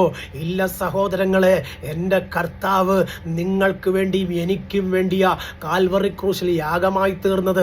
അത് വിശ്വസിച്ചിട്ട് കർത്താവിൻ്റെ മുഖത്തേക്ക് നോക്ക്. പൗലോസിൻ്റെയും കേഫാവിൻ്റെയും അതുപോലെ തന്നെ അപ്പല്ലോസിൻ്റെയും പക്ഷം തിരിഞ്ഞു നിന്നുകൊണ്ട് നിങ്ങൾ വിഘടിച്ചു നിൽക്കാതെ ഏക മനസ്സുള്ളവരായി സിഹ്യോൻ മാളികയിൽ പകരപ്പെട്ട പരിശുദ്ധാത്മാവിന് കീഴ്പ്പെട്ടുകൊണ്ട് വചനം പറയുന്ന അനുസരിച്ച് കർത്താവിനെ ഉയർത്തിയാൽ കർത്താവ് നിങ്ങളെ ഉയർത്തും. സ്തോത്രം. നോക്ക്, ഏലിയാവ് വ്യക്തമായി സ്വത്രം ദൈവശബ്ദം കേട്ടവനാ. സ്വത്രം. നോക്ക്, ആദമും ഹവ്വയും ദൈവശബ്ദം കേട്ടു. സ്വത്രം. ദൈവശബ്ദം കേട്ടു. അവർ ദൈവത്തിൽ നിന്ന് അകന്നു പോയതുകൊണ്ട് സ്വർഗം അവരെ ചേർത്ത് പിടിക്കേണ്ടതിന് അവർക്ക് വസ്ത്രമണിയിച്ച് അവരോട് ഇങ്ങനെ പറഞ്ഞു, നിങ്ങൾ ദൈവത്തിൽ നിന്ന് അനുസരണക്കേട് കാണിച്ചത് കൊണ്ട് സ്ത്രീയെ നീ നൊന്ത് പ്രസവിക്കും. ആ നൊന്ത് പ്രസവിക്കുമ്പോൾ നിന്റെ മേലുള്ള ശാപം നീങ്ങിപ്പോകും. ആദമേ, നീ അനുസരിക്കാതെ നീ അവൾ പറഞ്ഞ വാക്ക് കേട്ടതുകൊണ്ട് നീ നിന്റെ ജീവിതകാലം മുഴുവനും നീ മണ്ണിനോട് മല്ലിട്ട് വിയർപ്പൊഴുക്കി അപ്പം ഭക്ഷിക്കും. എന്നാൽ സ്വർഗം പറഞ്ഞു, ഈ ശാപം നിന്റെ മേലുള്ളപ്പോഴും നിനക്ക് വേണ്ടി ഞാൻ യാഗമർപ്പിക്കുകയാണ്. നീ ഇനി ആ യാഗത്തിൽ വിശ്വസിച്ചുകൊണ്ട് എനിക്ക് വേണ്ടി സ്തോത്രയാഗം അർപ്പിച്ചുകൊണ്ട് നീ എന്നോട് കൂടെ വരുമെങ്കിൽ, എന്നിൽ നീ വിശ്വസിച്ച് എന്നിൽ ആശ്രയിക്കുമെങ്കിൽ ഞാൻ നിന്റെ കണ്ണുനീർ തുടച്ച് മാനിപ്പാൻ ശക്തനാ. നോക്ക്, ശപിച്ച ദൈവം, കുറ്റം പറഞ്ഞ ദൈവം, മാറ്റി നിർത്തിയ ദൈവം ചേർത്ത് പിടിക്കേണ്ടതിന് ഒരു വഴി അവൻ്റെ മുമ്പിൽ പറഞ്ഞു കൊടുത്തു. സ്തോത്രം. നോക്ക്, വരും തലമുറകൾക്ക് ദൈവത്തിൻ്റെ മഹത്വം വെളിപ്പെടുത്തേണ്ടതിന് ആദമിലും ഹവയിലൂടെയും ദൈവം ഒരു നീതീകരണം നടത്തിയെങ്കിൽ വ്യക്തമായി പറയട്ടെ കുഞ്ഞ്, ഈ ലോക ജീവിത യാത്രയിൽ പിശാച് ഏത് വിധത്തിലും നിന്നെ തകർക്കേണ്ടതിന് അവൻ പദ്ധതികൾ ഒരുക്കി തന്ത്രങ്ങളെ മനഞ്ഞ് ലോകത്തിന്റെ മോഹങ്ങളിൽ നിന്നെ വലിച്ചഴച്ചു കൊണ്ടുപോയി ദൈവത്തിൽ നിന്ന് അകറ്റാൻ ശ്രമിക്കും. എന്തുകൊണ്ട്? സ്വത്രം. പിശാച് എവിടുന്ന് വന്നു? സ്വത്രം. പിശാച് വന്നത് വേറെങ്ങൊന്നുമല്ല. പിശാച് ആരായിരുന്നെന്നറിയാമോ? ദൈവത്തിന്റെ സന്നിധിയിൽ ദൈവത്തെ പാടി സ്തുതിച്ചിരുന്ന ദൂതനായിരുന്നു. സ്തോത്രം. എന്തുകൊണ്ടാണ് അവൻ പിശാചായി മാറിയത്? ദൈവത്തിന്റെ സിംഹാസനത്തിൽ മീതെ താൻ കയറിയിരുന്ന് അരുളി ചെയ്യും, ദൈവത്തെ താഴെ ഇറക്കും എന്ന് അവൻ്റെ ഹൃദയത്തിനകത്തൊരു ചിന്ത വന്നപ്പോൾ സ്വർഗത്തിലെയും അവനെ വെട്ടി താഴെയിട്ട് അവൻ വീണത് നാം ഇന്ന് വസിക്കുന്ന ഈ ഭൂമിയിലാണ്. നോക്ക്, ആ ഭൂമിയിൽ വീണ പിശാച് ലോകത്തുള്ള സകല മനുഷ്യനെയും തകർക്കുമെന്ന് ദൈവം നിർണയിച്ചത് കൊണ്ട് സ്വത്രം ആ പിശാച് പൊങ്ങി വരാതിരിക്കാൻ വെള്ളം കൊണ്ട് അതിനെ മൂടി. സ്വത്രം. നോക്ക്, അതിൻ്റെ മേളിൽ ആത്മാവ് പരിവർത്തിച്ചു. ഇന്ന് നാം വസിക്കുന്ന ഭൂമി രണ്ടാമത്തെ ഭൂമിയാണ് ദൈവത്തിൻ്റെ വചനം വെച്ച് നോക്കുമ്പോൾ. അങ്ങനെയാണെങ്കിൽ ആദ്യത്തെ ഭൂമിയിൽ വാണിരുന്ന സ്വത്രം ആദമും ഹവ്വയും അവരെ ചതിച്ച പിശാചിനെ സ്വർഗം അവനെ ബന്ധിക്കേണ്ടതിനായി കാത്തിരിക്കുമ്പോൾ വ്യക്തമായി പറയട്ടെ, ദൈവത്തിൻ്റെ മക്കളായ നിങ്ങളെ അവൻ തകർത്ത് ഒരിക്കൽ പോലും സ്വർഗത്തിൽ താൻ ആരാധിച്ചിരുന്ന ആരാധന വെളിപ്പെടുത്താതിരിക്കാൻ വേണ്ടി നിന്നെയും നിന്റെ കുഞ്ഞുങ്ങളെയും നിന്റെ കുടുംബത്തെയും ഏത് വിധത്തിൽ നിന്നും ദൈവത്തിൽ നിന്ന് അകറ്റേണ്ടതിന് അവൻ പദ്ധതികൾ ഒരുക്കി ഊടാടി സഞ്ചരിക്കുമ്പോൾ പിശാചിൻ്റെ കരത്തിൽ വീണ് തകർന്നു പോകാൻ നിന്നെയും നിന്റെ കുഞ്ഞുങ്ങളെയും വിട്ടുകൊടുക്കാതെ പിതാക്കന്മാർ ചെയ്ത പാപത്തെയും ശാപത്തെയും ഏറ്റെടുത്തിട്ട് അത് ദൈവത്തിന്റെ കാര്യത്തിൽ വിട്ടുകൊടുത്തിട്ട് നീ സ്വതന്ത്രനായി ദൈവമഹത്വം അനുഭവിക്കുന്ന കുഞ്ഞായി നീ യാത്ര ചെയ്യുമെങ്കിൽ നിന്റെ ജീവിതത്തിൽ ഒരു അനർത്ഥവും വന്ന് ഭവിച്ച് ലോകരുടെ മുമ്പിൽ നീ നിന്റെ സന്തതിയും കരഞ്ഞു വിലപിച്ച് നടക്കേണ്ടി വരത്തില്ല. വ്യക്തമായി പറയട്ടെ, ശബ്ദം കേട്ട ദൈവശബ്ദം കേട്ട ഏലിയാവ് ദൈവത്തിന്റെ വചനപ്രകാരം യാത്ര ചെയ്യാൻ തീരുമാനിച്ചു. നോക്ക്, ഏലിയാവിനെ വിളിച്ചിട്ട് സ്വർഗത്തിലെ പറഞ്ഞൊരു വാക്കുണ്ട്. സ്വത്രം. ഏലിയാവേ, നീ ആഹാബിനോട് ചെന്ന് പറയണം, ഞാൻ പറഞ്ഞല്ലാതെ ഈ ആണ്ടിൽ മഞ്ഞും മഴയും പെയ്യുകയില്ല എന്ന്. Price the Lord. എനിക്ക് ഭയങ്കര ഇഷ്ടമാണ് ഏലിയാവിൻ്റെ ആ ഒരു വാക്ക്. സ്വത്രം. നോക്ക്, ഏലിയാവ് പറയുകയാണ്, സ്വത്രം, ആഹാബ് രാജാവേ, എന്നോട് ദൈവം പറഞ്ഞു. സ്വത്രം. ദൈവം പറഞ്ഞല്ലാതെ ഈ ആണ്ടിൽ മഞ്ഞും മഴയും പെയ്യുകയില്ല. അതുകൊണ്ട് നീ മനം തിരിഞ്ഞ് എൻ്റെ ദൈവത്തിൽ ആശ്രയിക്കുക എന്ന് പറയേണ്ടതല്ലേ ഏലിയാവ്? പക്ഷെ ഏലിയാവ് അങ്ങനല്ല പറഞ്ഞത്. ഏലിയാവ് ആഹാബിനടുക്ക ചെന്നിട്ട് പറഞ്ഞു, ആഹാബേ, ഞാൻ പറഞ്ഞല്ലാതെ സ്വത്രം ഈ ആണ്ടിൽ മഞ്ഞും മഴയും പെയ്യില്ല. എന്തുകൊണ്ടാണ് ഏലിയാവ് ദൈവം പറഞ്ഞെന്ന് പറയാതെ താൻ പറഞ്ഞെന്ന് പറഞ്ഞത് സ്വത്രം വ്യക്തമായി തിരിച്ചറിയണം. നോക്ക്, ദൈവം നിന്നെ കരങ്ങളെടുത്താൽ സ്വത്രം നീ പറയുന്നതാ സംഭവിക്കുന്നത്. സ്വത്രം ദൈവം നിന്നെ കരങ്ങളെടുത്താൽ നീ പറയുന്നത് സംഭവിക്കും. അങ്ങനെയാണെങ്കിൽ നിന്റെ വാ ദൈവത്തിന്റെ വായായി മാറണമെങ്കിൽ ദൈവത്തിന്റെ വചനം അനുസരിച്ച് നീ യാത്ര ചെയ്യണം. അങ്ങനെയാണെങ്കിൽ നീ പറയുന്നത് സംഭവിക്കും. നോക്ക്, പാമ്പുകളെയും തേളുകളെയും ശത്രുവിന്റെ സകല ബലത്തെയും ചവിട്ടുവാൻ അധികാരം തന്ന സർവശക്തനായ ദൈവത്തിന്റെ ഉള്ളം കരത്തിൽ നീ ഇരുന്നാലുണ്ടല്ലോ, സ്വർഗം നിന്നെ എടുത്ത് ഉപയോഗിക്കും. നീ ലോകത്തിൽ ഉന്നതനായിത്തീരും. നിന്റെ വാക്കിന് അനേകായിരങ്ങൾ ചെവി കൊടുക്കാൻ ഇടയായിത്തീരും. കുഞ്ഞ്, നീ ഒരു സാധാരണ വ്യക്തിയല്ല, നീ ഒരു അസാധാരണ വ്യക്തിയാണ്. ലോകത്തിൽ ആയിരക്കണക്കിന് ആളുകൾ ഉള്ളപ്പോൾ സ്വർഗത്തിലെ ദൈവം ഒന്നിനും കൊള്ളാത്ത, ആർക്കും വേണ്ടാത്ത നിന്നെ തെരഞ്ഞെടുത്ത് എന്തിനാണെന്നറിയാമോ? ജ്ഞാനികളെ ലജ്ജിപ്പിക്കുവാനാ. അങ്ങനെയാണെങ്കിൽ നമുക്ക് സമസ്വഭാവമുള്ള ഏലിയാവിനെ സ്വർഗം തിരഞ്ഞെടുത്തു. സ്വത്രം തിരഞ്ഞെടുത്ത ഏലിയാവ് ആഹാബിന്റെ അടുത്ത് ചങ്കൂറ്റത്തോടാ ചെന്നത്, സ്വത്രം ധൈര്യത്തോടാ ചെന്നത്. നോക്ക്, ആഹാബിന്റെ കൊട്ടാരത്തിൽ കയറി ചെല്ലണമെങ്കിൽ ഒരുപാട് കടമ്പകൾ കടക്കണം. സ്വത്രം ആ കടമ്പകൾ കടക്കണമെങ്കിൽ താൻ ആരാണെന്നുള്ള തെളിവ് കൊടുക്കണം. സ്വത്രം പക്ഷേ ആ ഏലിയാവ് ആഹാബിന്റെ അടുക്ക ചെല്ലുമ്പോൾ ഒരുവനും ഏലിയാവിനെ തടഞ്ഞില്ല. കാരണം ഏലിയാവിന്റെ മേൽ ദൈവത്തിന്റെ ആത്മാവുണ്ടായിരുന്നു. സ്തോത്രം. കുഞ്ഞ്, ഏതു വാതിലും നിന്റെ മുമ്പിൽ തുറക്കപ്പെടണം നിനക്ക് ആഗ്രഹമുണ്ടെങ്കിൽ സ്വത്രം നീ ദൈവത്തിൻ്റെ ആത്മാവ് പ്രാപിച്ചവനായിരിക്കണം. കർത്താവിൻ്റെ രക്തത്താൽ വീണ്ടും ജനിക്കപ്പെട്ടവനായിരിക്കണം. നീ പറയുന്നത് സംഭവിക്കും. യേശുക്രിസ്തു പറഞ്ഞതാണ്, നീ വിശ്വസിച്ചുകൊണ്ട് ഈ മലയോട് നീങ്ങിപ്പോകാൻ പറഞ്ഞാൽ അത് നീങ്ങി കടലിൽ പോകുമെന്ന്. കുഞ്ഞെ, മലകളെ നീക്കാൻ തക്ക വിശ്വാസം നിന്റെ അകത്തുണ്ടെങ്കിലും, കൊരിന്ത്യർ ലേഖനം 13-ാം അധ്യായം. സ്തോത്രം. വിശ്വാസമുണ്ടെങ്കിലും നിന്റെ അകത്ത് ദൈവമില്ലെങ്കിൽ എന്ന് പറഞ്ഞാൽ സ്നേഹമില്ലെങ്കിൽ, സ്തോത്രം, നമ്മളിൽ ഇല്ലാത്ത ഒരു കാര്യം അതാണ്. കാരണം നമ്മുടെ അകത്ത് ദൈവമുണ്ടോ? ഉണ്ട് എന്ന് നമ്മൾ പറയും. പക്ഷെ പ്രവൃത്തി പദത്തിൽ വരുമ്പോൾ ദൈവത്തിൻ്റെ സ്നേഹമോ ദൈവത്തിൻ്റെ ആ ഒരു മഹത്വമോ ലെവലേശം പോലും കാണത്തില്ല. സാഹചര്യങ്ങളെ നോക്കി സ്വാർത്ഥ മനോഭാവത്തോടെ നിന്റെ സ്വന്തം കാര്യങ്ങൾക്ക് വേണ്ടി നീ പലപ്പോഴും ദൈവനാമത്തെ ഉപയോഗിക്കുന്നുണ്ട്. പക്ഷേ കുഞ്ഞെ, ദൈവം തരാത്ത നന്മ നിന്റെ ജീവിതത്തിൽ നീ പ്രാപിക്കാൻ ശ്രമിച്ചാൽ നിനക്കത് അനുഭവിക്കാൻ ഭാഗ്യമുണ്ടാകത്തില്ല. നോക്ക്, ഏലിയാവ് കയറി ചെല്ലുമ്പോൾ ഒരു തടസ്സങ്ങളും ഏലിയാവിനെ തടഞ്ഞു നിർത്തിയില്ല. കാരണം നയിച്ചത് സ്വർഗത്തിലെ ദൈവമാണ്. അങ്ങനെയാണെങ്കിൽ നീ ദൈവശബ്ദം കേട്ട് ഇറങ്ങിത്തിരിച്ചാൽ നീ പോകുന്ന വഴിയിൽ ഒരാപത്തോ അനർത്ഥമോ കഷ്ടമോ പ്രയാസമോ അപകടമോ മരണകരമായ യാതൊരു വിധമായ പ്രതികൂലങ്ങളും നിന്നെ കടന്നു പിടിക്കാൻ ദൈവം സമ്മതിക്കത്തില്ല. കുഞ്ഞെ, എൻ്റെ കർത്താവ് പറഞ്ഞത് അതുപോലെ അനുസരിച്ച് നോക്ക്. ഈ കാലം ഇത്രയും എന്നെ നിർത്തിയ ദൈവത്തിൻ്റെ മഹത്വമാണ് നിങ്ങളോട് പറയുന്നത്. വഴിയിൽ വീണു പോകാവുന്ന ഒരുപാട് സാഹചര്യങ്ങളുണ്ടായിരുന്നു. ഹോസ്പിറ്റൽ ബെഡിൽ കിടന്നു പോകേണ്ടുന്ന ഒരുപാട് സാഹചര്യങ്ങളുണ്ടായിരുന്നു. എന്നാൽ അവിടെ എങ്ങും എന്നെ കിടത്താതെ ഈ ദിവസം വരെയും എന്നെ ജീവനോടെ നിർത്തിയത് ഈ ലോകത്തിലെ ഒരു മനുഷ്യനുമല്ല, ലോകത്തിലെ സമ്പത്തല്ല, എൻ്റെ മാതാപിതാക്കളല്ല, എൻ്റെ കൂട്ടുദാസിയല്ല, എൻ്റെ കുഞ്ഞുങ്ങളല്ല, എൻ്റെ സ്നേഹിതരല്ല, സർവശക്തനായ ദൈവമാ. ആ ദൈവം ഇന്നുവരെയും എന്നെ നിർത്തിയെങ്കിൽ വ്യക്തമായി നിങ്ങളോട് പറയട്ടെ, നിങ്ങളെയും കരുതുവാൻ അവൻ ശക്തനാ. വിശുദ്ധ തിരുവെഴുത്ത് പറയുന്നു, അവൻ നിങ്ങൾക്കായി കരുതുന്നതാകയാൽ അവൻ്റെ സകല ചിന്താകുലങ്ങളും നിന്റെ സകല ചിന്താകുലങ്ങളും നീ കർത്താവിൻ്റെ മേൽ വെക്കാനാ പറഞ്ഞത്. നീ ചുമന്നുകൊണ്ട് നടക്കണ്ട. സ്വത്രം, നിന്നെ കരുതുവാൻ കർത്താവ് ശക്തനാ. നോക്ക്, ഏലിയാവ് ചെന്ന് പറഞ്ഞ വാക്ക് കേട്ട് ആഹാബ് ഭയപ്പെട്ടു. സ്വത്രം. ദൈവം ഏലിയാവോട് പറഞ്ഞു, ഏലിയാവേ, പറഞ്ഞിട്ട് നീ അവിടെ നിൽക്കരുത്, അവൻ്റെ വാളെടുത്ത് നിന്റെ കഴുത്തവൻ വെട്ടും. നോക്ക്, ഏലിയാവ് ചോദിച്ചു, ദൈവമേ, ഞാൻ എന്ത് ചെയ്യണം ചോദിച്ചു. സ്വത്രം പറഞ്ഞു, ഇങ്ങനെ പറഞ്ഞു, ഏലിയാവേ, നീ ഒരു കാര്യം ചെയ്യണം. നീ നേരെ കരീത് തോട്ടൻ്റെ അരികെ ചെന്നിരിക്കണം. നിനക്ക് വേണ്ടത് ഞാൻ അവിടെ തരും. കാക്കയെ കൊണ്ട് പുലർത്തും, തോട്ടിലെ വെള്ളം കുടിക്കണം. നോക്ക്, വ്യക്തമായി പറയട്ടെ, ദൈവത്തെ സേവിക്കുന്ന, ദൈവവചനം അനുസരിക്കുന്ന തൻ്റെ കുഞ്ഞുങ്ങളോട് ദൈവം മുൻപോട്ടുള്ള വഴി കാണിച്ചു കൊടുക്കും, വഴി പറഞ്ഞു കൊടുക്കും. ആ വഴിയെ യാത്ര ചെയ്യുന്ന ഒരു വ്യക്തിയും തകർന്നു വീഴുവാൻ ദൈവം അനുവദിക്കത്തില്ല. നോക്ക്, ദൈവത്തിൻ്റെ വചനം നമ്മൾ പഠിക്കുമ്പോൾ അവിടെ കാണുന്നുണ്ട്, കഷ്ടത വന്നപ്പോൾ, പട്ടിണി വന്നപ്പോൾ, ഒറ്റപ്പെട്ടപ്പോൾ ഏലിയാവ് പിറുപിറുത്തില്ല, കുറ്റം പറഞ്ഞില്ല. ഏലിയാവ് പ്രാർത്ഥിക്കാൻ തുടങ്ങി. ഏലിയാവ് ദൈവത്തോട് പ്രാർത്ഥിച്ചത്, കർത്താവേ, എനിക്ക് കഴിപ്പാൻ ആഹാരമില്ല, എനിക്ക് കഴിപ്പാൻ കുടിപ്പാൻ വെള്ളമില്ല.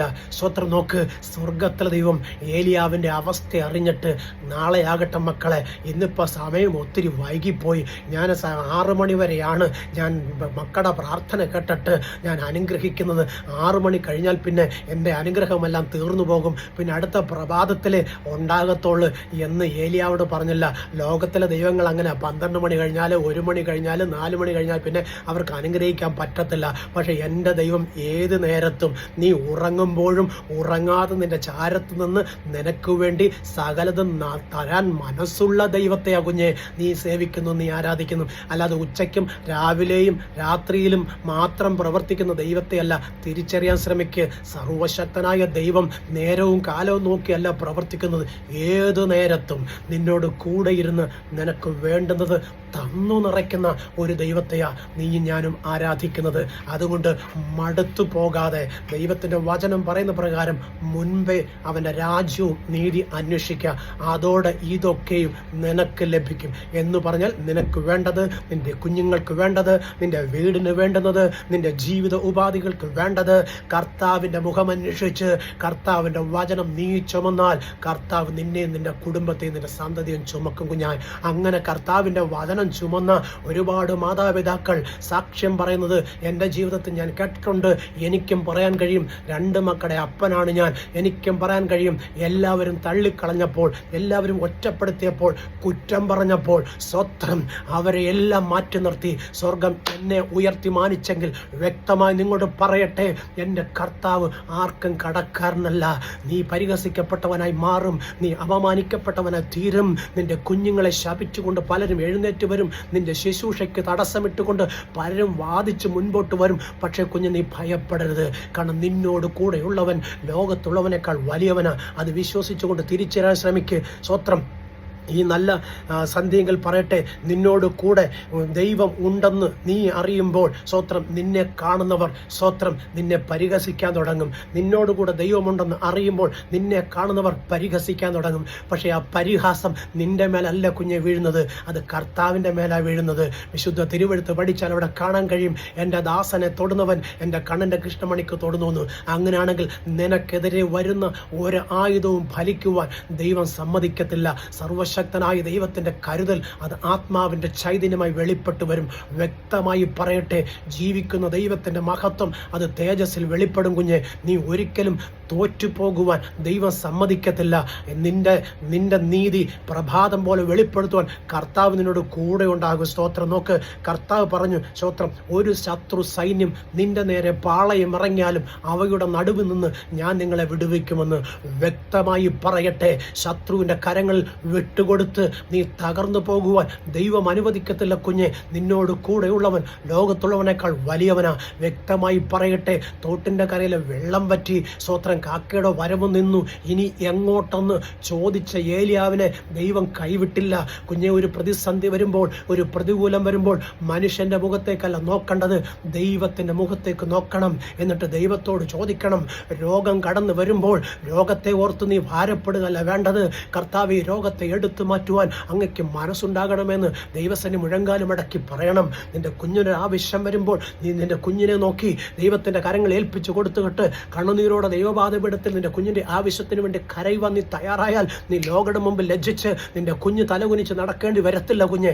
എൻ്റെ യേശു കർത്താവ് നിന്നെ വിളിച്ചത് കണ്ണുനീരോടെ നടക്കാനല്ല, സന്തോഷത്തോടെ, ഉല്ലാസത്തോടെ, ജയത്തോടെ നിന്നെ കരുതുന്ന ഒരു ദൈവമുണ്ടെന്ന് ലോകയുടെ മുമ്പിൽ വെളിപ്പെടുത്തുവാനാ. വ്യക്തമായി ഞാൻ നിങ്ങളോട് പറയട്ടെ, ഏലിയാവിനെ കരുതിയ ദൈവം നിങ്ങളെയും കരുതുവാൻ ശക്തനാ. ആദാമ്യ വർഗത്തിൻ്റെ പാപം മൂലം സകല മാനവരാശിയും ശപിക്കപ്പെട്ടതായി തീർന്നെങ്കിൽ യേശുക്രിസ്തു മൂലം സകല മാനവരാശിക്കും വീണ്ടെടുപ്പുണ്ടായി കുഞ്ഞെ. അങ്ങനെയെങ്കിൽ യേശു എൻ്റെ രക്ഷകനാണ്, അവൻ എൻ്റെ വീണ്ടെടുപ്പുകാരനാണ്, അവൻ എൻ്റെ പാപത്തെ ക്ഷമിപ്പാൻ കഴിവുള്ളവനാണ്, അവൻ എന്നെ ചേർക്കുവാൻ വേഗം വരാമെന്ന് പറഞ്ഞു പോയിട്ടുണ്ട്. അതുകൊണ്ട് യേശുവെ നിന്റെ മകനും മകളുമാക്കി തീർക്കുവാൻ എന്നോട് മനസ്സുണ്ടാകണമേ എന്ന് പറഞ്ഞ് നീ ദൈവത്തിൻ്റെ കാര്യത്തിൽ നിന്നെ ഏൽപ്പിച്ചു കൊടുത്തു നോക്കു കുഞ്ഞെ. നീ ഒരു അനുഗ്രഹമായി മാറും. നിന്റെ സന്തതി അനുഗ്രഹിക്കപ്പെടും. നീ ദേശത്തെ പിടിച്ചടക്കും. നിന്റെ കുഞ്ഞുങ്ങൾ രാജ്യങ്ങൾ കീഴടക്കും. നോക്ക്, ഈ ലോകത്തിന്റെ പിശാച് നിന്നെ തകർക്കുവാൻ രോഗം കൊണ്ടുവന്ന്, അസമാധാനം കൊണ്ടുവന്ന്, സാമ്പത്തിക പ്രതിസന്ധി കൊണ്ടുവന്ന് നിന്റെ തലകുനിപ്പിക്കാൻ ശ്രമിക്കുമ്പോൾ നീ പിശാചിനെ കണ്ട് ഭയപ്പെടരുത്. പിശാച് നിന്നെ ഒന്നും ചെയ്യത്തില്ല. കാരണം നീ ദൈവത്തിന്റെ കാര്യത്തിലാണ് ഇരിക്കുന്നത്. നോക്ക്, പിശാചിന്റെ തല തകർത്തവൻ നിന്റെ കൂടെ ഉണ്ടെന്ന് നീ വിശ്വസിക്കണം. പക്ഷെ നമുക്കില്ലാത്തത് ആ ഒരു കാര്യമാണ്. നേർച്ചകളും കാഴ്ചകളും ഒക്കെ നടത്തും. പലയിടങ്ങളിൽ പോയി ഉരുളുകയും നടക്കുകയും കിടക്കുകയും ഒക്കെ ചെയ്യും. പല സ്ഥലങ്ങളിൽ മുങ്ങിപ്പൊങ്ങും. പക്ഷെ എവിടെ മുങ്ങിയാലും എവിടെ പൊങ്ങിയാലും ഏത് നേർച്ച നടത്തിയാലും ഏത് കാഴ്ചയ്ക്ക് നീ കൂട്ടുനിന്നാലും കുഞ്ഞെ, നീ ദൈവത്തിന്റെ മഹത്വം കാണത്തില്ല.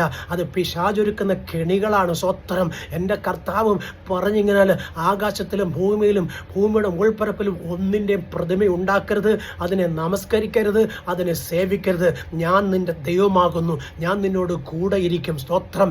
എൻ്റെ ദൈവത്തെ ഒതുക്കി വെക്കാൻ പറ്റുമെങ്കിൽ അത് ആലയത്തിനകത്ത് പറ്റത്തില്ല കുഞ്ഞെ, കുരിശും തൊട്ടിക്കകത്ത് പറ്റത്തില്ല കുഞ്ഞെ. എൻ്റെ ദൈവത്തെ കൊണ്ടുവച്ചെടുത്ത് കല്ലിനകത്ത് ഒതുക്കി നിർത്താൻ പറ്റത്തില്ല കുഞ്ഞെ. എൻ്റെ ദൈവം ലോകം മുഴുവനും നിറഞ്ഞു നിൽക്കുന്ന ഒരു അഖിലാണ്ടത്തിൻ്റെ രക്ഷകന, നിന്റെ വീണ്ടെടുപ്പുകാരന്. ആ ദൈവത്തെ ഇരുത്താൻ പറ്റുന്ന ഒറ്റ ഒരിടമേ ഉള്ളൂ. സ്തോത്രം. അത് എവിടെയാണ് നിങ്ങൾക്കറിയാമോ? നിങ്ങളുടെ ഹൃദയത്തിനകത്ത്. സ്തോത്രം. വേറെ ആലയത്തിനകത്ത് ദൈവമില്ല കുഞ്ഞെ, കുരിശും തൊട്ടിക്കകത്ത് ദൈവമില്ല കുഞ്ഞെ, മറ്റു പല കവലകളിലും ദൈവമില്ല കുഞ്ഞെ. നീ എവിടെ പോകുന്നു ആ ദൈവം നിന്നോട് കൂടെ വരും. നീ എവിടെ ഇരുന്ന് പ്രാർത്ഥിക്കുന്നുവോ അവിടെ സ്വർഗത്തിലെ ദൈവത്തിൻ്റെ സാന്നിധ്യം ഇറങ്ങും.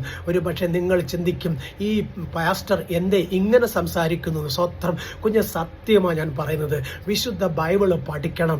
ബൈബിള് പഠിക്കാതെ ആരെങ്കിലും എവിടെയെങ്കിലും എന്തെങ്കിലും പറയുന്നത് കേട്ടോണ്ട് നമ്മൾ അതിൻ്റെ പുറകെ കൈയടിക്കാൻ പോകരുത്.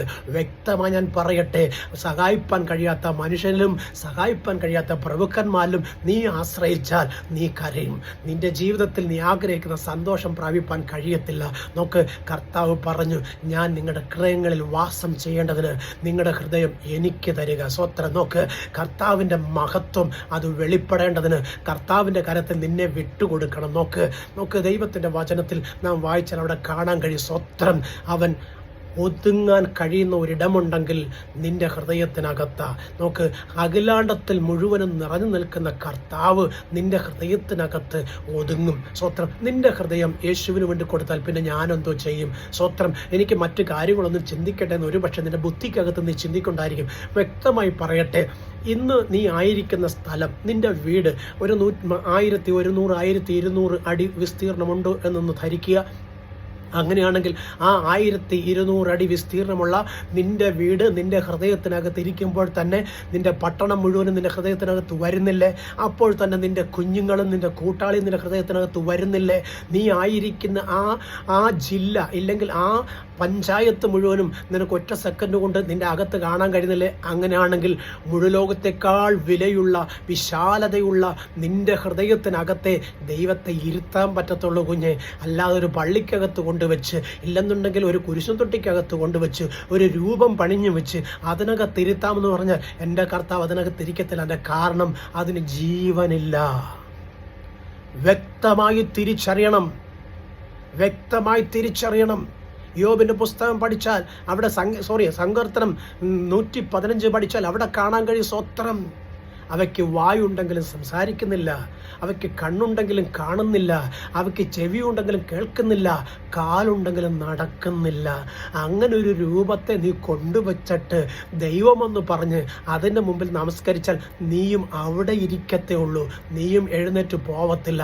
എന്നാൽ ആ ദൈവത്തെ, ആ കല്ലായ ദൈവത്തെ അല്ല, ജീവിക്കുന്ന നിന്നെപ്പോലെ എന്നെപ്പോലെ മജ്ജയും മാംസവും ഉണ്ടായി നമ്മുടെ ഇടയിൽ പാർത്ത യേശു കർത്താവ് നമ്മെ നടത്തുന്ന പരിശുദ്ധാത്മാവിനെ നമ്മുടെ മേൽ പകർന്ന ആ ആത്മാവിൻ്റെ സാന്നിധ്യം വസിക്കുന്ന നിന്റെ ഹൃദയത്തിനകത്ത് യേശുവിൻ്റെ മഹത്വം നീ വെളിപ്പെടുത്താൻ ഒന്ന് വിട്ടുകൊടുത്താൽ, യേശുവിനെ നിന്റെ ഹൃദയത്തിനകത്തൊന്ന് നീ സ്വീകരിക്കാൻ തയ്യാറായാൽ, വ്യക്തമായി പറയട്ടെ, നീ ലോകത്തിൽ ഉന്നതനാകും. നിന്നെ നിന്ദിച്ചവരും പരിഹസിച്ചവരും കുറ്റം പറഞ്ഞവരും നിന്നെ തേടി വരും കുഞ്ഞെ. നിന്റെ സന്തതി ഒരു അനുഗ്രഹമാകും. ശാപം സ്വർഗം എടുത്തു മാറ്റും. ചിലരൊക്കെ പറയുന്ന ഞാനിങ്ങനെ കേട്ടിട്ടുണ്ട്, പാസ്റ്ററെ, ഞങ്ങളുടെ പിതാക്കന്മാർ ചെയ്ത പാപവും ശാപവും ഞങ്ങളെ പിന്തുടരുന്നുണ്ട്. അതിൽ നിന്നൊരു മോചനം നേടുവാൻ പലപ്പോഴും ഞങ്ങൾക്ക് കഴിയാതെ ഞങ്ങൾ വല്ലാത്ത കഷ്ടത്തിൽ വീണ് കിടക്കുകയാണ്. ചിലരൊക്കെ ഞങ്ങളുടെ ഉയർച്ച കണ്ടിട്ട് ഞങ്ങളുടെ തലമുറയ്ക്കെതിരെ വിളിച്ചു നേർച്ചകൾ നടത്തി. ആ ശാപവും ഞങ്ങളെ പിന്തുടരുന്നുണ്ട്. ഞങ്ങളുടെ പിതാക്കന്മാർ ചെയ്ത പാപത്തിൻ്റെ പരിണതഫലമായി ഓരോ വർഷം കഴിയുന്തോറും ഞങ്ങൾ താഴേക്ക് പോയിക്കൊണ്ടിരിക്കുക. പാസ്റ്റർ, ഞങ്ങൾ എന്ത് ചെയ്യണം? പ്രിയപ്പെട്ട സഹോദരങ്ങളെ, മരത്തിൽ തൂങ്ങുന്നവൻ ശപിക്കപ്പെട്ടവനെന്ന് പറഞ്ഞെങ്കിൽ എൻ്റെ യേശു കർത്താവ് നിങ്ങളുടെ പാപങ്ങൾക്ക് വേണ്ടി, നിങ്ങളുടെ പിതാക്കന്മാർ ചെയ്ത വരുത്തി വെച്ച ശാപങ്ങൾക്ക് വേണ്ടി കാൽവറി ക്രൂശിൽ പച്ചപ്പൈൻമര കുരിശു ചുമന്നുകൊണ്ട് യാഗമായി തീർന്നെങ്കിൽ ആ ക്രിസ്തുവിനെ നിങ്ങളുടെ ഹൃദയത്തിനകത്ത് സ്വീകരിച്ചിട്ട് ഇടിവ് നിൽപ്പാൻ നിങ്ങൾ തയ്യാറാകണം. വിശുദ്ധ തിരുവെഴുത്ത് പഠിച്ചാൽ അവിടെ കാണാൻ കഴിയും, 4 തലമുറ വരെ ശാപവും 1000 തലമുറ വരെ അനുഗ്രഹവുമെന്ന്. 4 തലമുറ വരെ ശാപവും 1000 തലമുറ വരെ അനുഗ്രഹമെന്ന്. അങ്ങനെയാണെങ്കിൽ നിന്റെ മേലുള്ള ശാപം നീങ്ങേണ്ടതിന് കുഞ്ഞെ, നീ ഈ ദൈവസ്ഥലിൽ ഇടിവ് നിൽക്കണം. വ്യക്തമായി പറയട്ടെ, നിന്റെ മേലുള്ള ശാപം നീങ്ങണമെങ്കിൽ നീ ഇടിവ് നിൽക്കണം. ഇടിവ് നിന്നിട്ട് ദൈവത്തോട് ഇങ്ങനെ പ്രാർത്ഥിക്കണം, എൻ്റെ പിതാക്കന്മാർ ചെയ്ത പാപപ്രവൃത്തികളുടെ ശാപം എൻ്റെ മേൽ കണക്കിടരുത്.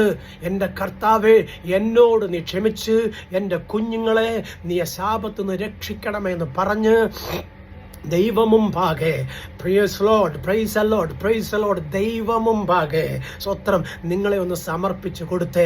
റൂമിനകത്ത് കയറിയിരുന്ന് തിരുവെഴുത്ത് മുമ്പിൽ എടുത്തു വെച്ച് ദൈവത്തോടൊന്ന് അപേക്ഷിക്കുക. സ്വത്രം, ആ ദൈവം നിന്നെ ഉപേക്ഷിക്കത്തില്ല. എൻ്റെ പിതാക്കന്മാർ ചെയ്ത പാപം, അതിൻ്റെ ശാപം എന്നെ പിന്തുടരുന്നുണ്ട്. കർത്താവെ, എൻ്റെ തലമുറ അതിന് അടിമയായി തോറ്റുപോകാൻ അനുവദിക്കല്ലേ.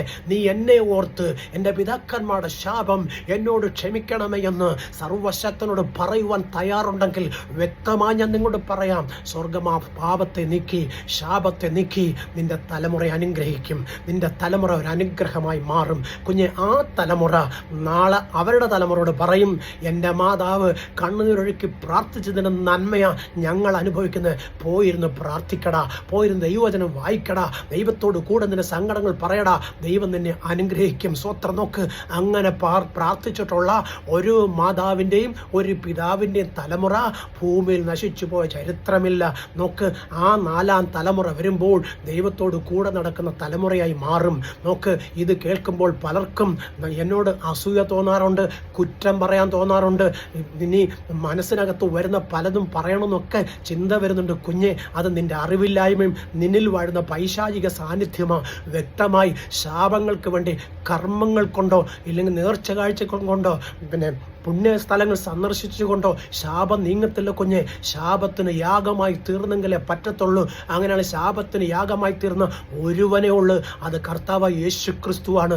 യേശു ക്രിസ്തു കാൽവറി ക്രൂശിൽ നിനക്കും എനിക്കും വേണ്ടി നിന്റെയും എൻ്റെയും പാപക്കടങ്ങൾ തീർക്കുവാനായി, ആദാമ്യ വർഗത്തിൻ്റെ പാപത്തെയും ശാപത്തെയും നീക്കുവാനായി കാൽവറി ക്രൂശിൽ മരിക്കുമ്പോൾ നിന്റെയും എൻ്റെ ശാപം നീങ്ങി. പക്ഷേ ആ ശാപത്തെ നീ ഏറ്റെടുത്ത് ദൈവകരത്തിൽ കൊടുത്താൽ മാത്രമേ നിന്റെ പിതാക്കന്മാർ ചെയ്ത ശാപം നിന്നിൽ നിന്ന് നീങ്ങിപ്പോകത്തുള്ളൂ.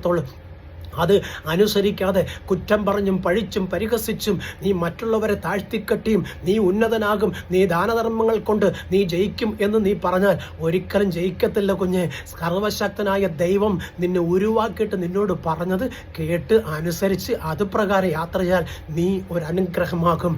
അബ്രഹാമോട് പറഞ്ഞ ഇതാണ്, ബിംബങ്ങൾ വിറ്റ് നടന്ന അനേകരെ ഇരുട്ടിലേക്ക് തള്ളിവിട്ടിരുന്ന അബ്രഹാം ദൈവശബ്ദം കേട്ടപ്പോൾ അബ്രഹാം ഇങ്ങനെ പറഞ്ഞു, അവൻ എനിക്ക് വേണ്ടി അത്ഭുതങ്ങൾ ചെയ്തെന്ന്, നീ ഒരു അനുഗ്രഹമാകുമെന്ന് അബ്രഹാമോട് പറഞ്ഞു. അബ്രഹാം അത് കേട്ട് വ്യക്തമായി പറയട്ടെ.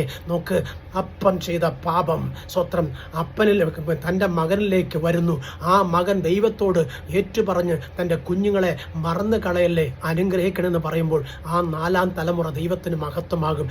എന്നാൽ അപ്പൻ ചെയ്ത ശാപത്തിന് നാം പ്രായശ്ചിത്തമാകാതെ ദൈവസന്നിധിയിൽ ഇടിവ് നിൽക്കാതെ അത് നമ്മളിലേക്ക് വ്യാപരിച്ചിട്ട് അത് വീണ്ടും നമ്മിൽ നിന്ന് നമ്മുടെ തലമുറയിലേക്ക് വ്യാപിക്കുമ്പോൾ ഇങ്ങനെ നാട്ടുകാർ പറയും, ഓ, അവൻ്റെ അപ്പനും അമ്മയും ഇതിലും വലിയ പാപം ചെയ്തവരാ, അവർ ഈ നാട്ടിൽ ജീവിച്ച സമയത്ത് എല്ലാവർക്കും ഒരു കണിയായിരുന്നു, പിന്നെ അവൻ്റെ സന്തതി അങ്ങനെ ആകാതിരിക്കുമോ? സ്വത്രം വീണ്ടും പറയും, അടുത്ത 4ാം തലമുറ വരും പറയും, എടാ, നിന്റെ അപ്പൻ കുടിച്ചുപെടും, നിന്റെ വല്യപ്പച്ചൻ്റെ കാലം പോലെ നാട്ടിലെ മുഴുവനും ശാപം വലിച്ചു വെച്ചതാ, നീ ഒന്നും ഒരിക്കലും ഗതി പിടിക്കത്തില്ലടാ.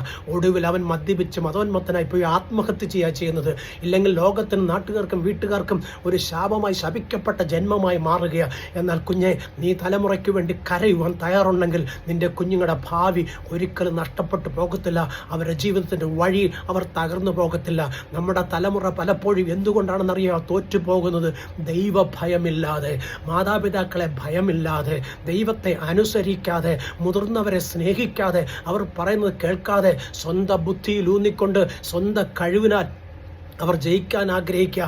എൻ്റെ പ്രിയപ്പെട്ട കൂടപ്പിറപ്പുകളെ, സഹോദരങ്ങളെ, ഞാൻ നിങ്ങളോടൊന്ന് പറയട്ടെ. സർവശക്തനായ ദൈവത്തിൻ്റെ മഹത്വം അത് തേജസ്സിൽ വെളിപ്പെടേണ്ടതിന് ദൈവകരത്തിൽ വ്യക്തമായി നിങ്ങളെ കൊടുക്കണം. എന്നിട്ട് ദൈവത്തോട് പറയണം, കർത്താവേ, നീ ഒഴികെ ഒരു നന്മയും എനിക്കില്ല എന്ന് പറഞ്ഞ് ദൈവസന്നിധിയിൽ നിങ്ങളെ തന്നെ താഴ്ത്തി ഏൽപ്പിച്ചു കൊടുത്താൽ സർവശക്തനായ ദൈവം നിങ്ങളുടെ കണ്ണുനീരിന് മറുപടി തരും. വ്യക്തമായി പറയട്ടെ, കർത്താവ് പറഞ്ഞു, ഒരു ശത്രു സൈന്യം നിന്റെ നേരെ പാളയമിറങ്ങിയാലും അവയുടെ നടുവിൽ നിന്ന് ഞാൻ നിങ്ങളെ വിടുവിക്കുമെന്ന്. വ്യക്തമായി പറയട്ടെ, നമ്മുടെയൊക്കെ വീടുകളിൽ 2 ഇല്ലെങ്കിൽ 3 മക്കളെ ഉള്ളൂ. നമ്മുടെ അപ്പച്ചന്മാർക്ക് 10ഉം 12ഉം മക്കളുണ്ടായിരുന്നു, 15 മക്കൾ വരെ ഉണ്ടായിരുന്ന അപ്പച്ചനും അമ്മച്ചിയൊക്കെ ഉണ്ടായിരുന്നു. അവരൊക്കെയും അവർക്ക് ഏറ്റവും കൂടുതൽ അവർക്ക് ആശ്രയമുണ്ടായിരുന്ന ദൈവത്തിലാണ്. നമുക്കോ 2 മക്കളെ ഉള്ളൂ. അങ്ങേ അറ്റം പോയാൽ 3 കുഞ്ഞുങ്ങൾ. അത് ദൈവം തരുന്നത് കിട്ടിയാൽ കിട്ടി, കിട്ടിയില്ലെങ്കിൽ കിട്ടിയില്ല. 2 ആകുമ്പോഴേ നമ്മൾ ഇനി വേണ്ട എന്ന് പറയും. പക്ഷേ മക്കൾ യഹോവ നൽകുന്ന ദാനം, ഉദരഫലം, അവൻ നൽകുന്ന പ്രതിഫലമെന്ന് തിരുവെഴുത്ത് പറയുന്നുവെങ്കിൽ വ്യക്തമായി പറയട്ടെ, ദൈവത്തിൻ്റെ ദാനമായ തലമുറയെ ചേർത്ത് പിടിച്ചുകൊണ്ട് ദൈവത്തിന് മഹത്വം കൊടുത്ത ഒരു മാതാവും ഒരു പിതാവും ഒരിക്കലും തകർന്നു പോയ ചരിത്രം വിശുദ്ധ ബൈബിളിലില്ല, ലോക ചരിത്രത്തിലില്ല. ദൈവത്തിൽ ആശ്രയിക്കുന്ന, ദൈവത്തിൻ്റെ മുഖത്തേക്ക് നോക്കുന്ന ബുദ്ധിമാനെ സ്വർഗത്തിൽ ദൈവം കരുതും. വ്യക്തമായി ഞാൻ നിങ്ങളോട് പറയട്ടെ, ആ അപ്പച്ചന്മാരും അമ്മച്ചിമാരും തൻ്റെ മക്കൾക്കൊരു നല്ല വസ്ത്രം വാങ്ങിക്കൊടുക്കാൻ അവരുടെ കാര്യത്തിൽ ഉണ്ടായിരുന്നില്ല. ഉള്ളതുകൊണ്ട് അവർ ദൈവത്തെ പാടി സ്തുതിച്ച് ദൈവത്തെ മഹത്വപ്പെടുത്തി മുന്നോട്ട് പോയി. ആ ദൈവം ആ കുഞ്ഞുങ്ങളെ അനുഗ്രഹിച്ചു. നമുക്കിഷ്ടംപോലെ പണമുണ്ട്, ഇഷ്ടംപോലെ സമ്പത്തുണ്ട്. ആ സമ്പത്ത് നമ്മൾ വാരി കൂട്ടി വെച്ചിട്ട് ഒടുവിൽ അത് എങ്ങനെ ചെലവാക്കണമെന്ന് അറിയാൻ കഴിയാതെ മാനസികമായി തകർന്ന് ജീവിതത്തിൽ ഭാരപ്പെട്ടും കരഞ്ഞു കലങ്ങിയും യാത്ര ചെയ്യുമ്പോൾ വ്യക്തമായി പറയട്ടെ, നീ അധ്വാനിക്കുന്ന നിന്റെ അധ്വാന ഫലം നിനക്ക് അനുഭവിപ്പാൻ കഴിയാതെ നിന്റെ ജീവിതത്തിൽ നീ കരഞ്ഞും വിലപിച്ച് നടക്കേണ്ടി വരുന്നത് എന്തുകൊണ്ടാണെന്ന് ചോദിച്ചു കഴിഞ്ഞാൽ നിനക്ക് നന്മ തന്ന ദൈവത്തെ നീ മറന്നു. നിന്റെ മക്കളെ നീ ധനം കൊടുത്ത് വളർത്താൻ ശ്രമിച്ചു. നിന്റെ മക്കളെ സമ്പന്നരാക്കാൻ വേണ്ടി നീ ദൈവത്തെ പോലും മറന്ന് ദൈവിക ആരാധന വിട്ട് ലോകത്തിൻ്റെ മോഹത്തിനും മോടിക്കും അനുസരിച്ച് നിന്റെ കുഞ്ഞുങ്ങളെ നയിക്കാൻ ശ്രമിച്ചു. നേരം പ്രഭാതമാകുമ്പോൾ ഉണർന്നെഴുന്നേറ്റ് ഒരു നേരം പ്രാർത്ഥിച്ച് കുഞ്ഞുങ്ങളെ ബ്ലെസ് ചെയ്തിട്ട് പോകാൻ മനസ്സില്ലാതെ കുഞ്ഞുങ്ങൾ ഉണരുന്നതിന് മുൻപേ നീ ദൈവ മുഖത്തേക്ക് അന്വേഷിക്കാതെ നിന്റെ നന്മയ്ക്ക് പണമുണ്ടാക്കാൻ വേണ്ടി നീ ഓടുക. കുഞ്ഞ്, നല്ല കാര്യമാണ്. ജീവിതത്തിൽ നന്മ വേണം. നന്മയില്ലാതെ ഈ സമൂഹത്തിൽ നിന്ന് ജീവിക്കാൻ പറ്റത്തില്ല.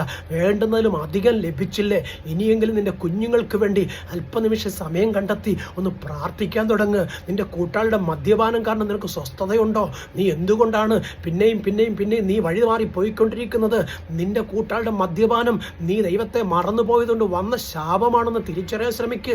സർവശക്തനായ ദൈവം നിനക്ക് വേണ്ടി പ്രവർത്തിപ്പാൻ നിന്നോട് കൂടെ ഉണ്ടെന്ന് വിശ്വസിച്ചിട്ട് ദൈവത്തിന് മഹത്വം കൊടുക്ക്. ഒരിക്കലും നീ തോറ്റുപോകുവാൻ ദൈവം സമ്മതിക്കത്തില്ല. ദൈവത്തിൻ്റെ മഹത്വം നിന്നോട് കൂടെ ഇരിക്കണമെന്ന് നിന്റെ ഹൃദയം ദൈവത്തിന് കൊടുക്ക്.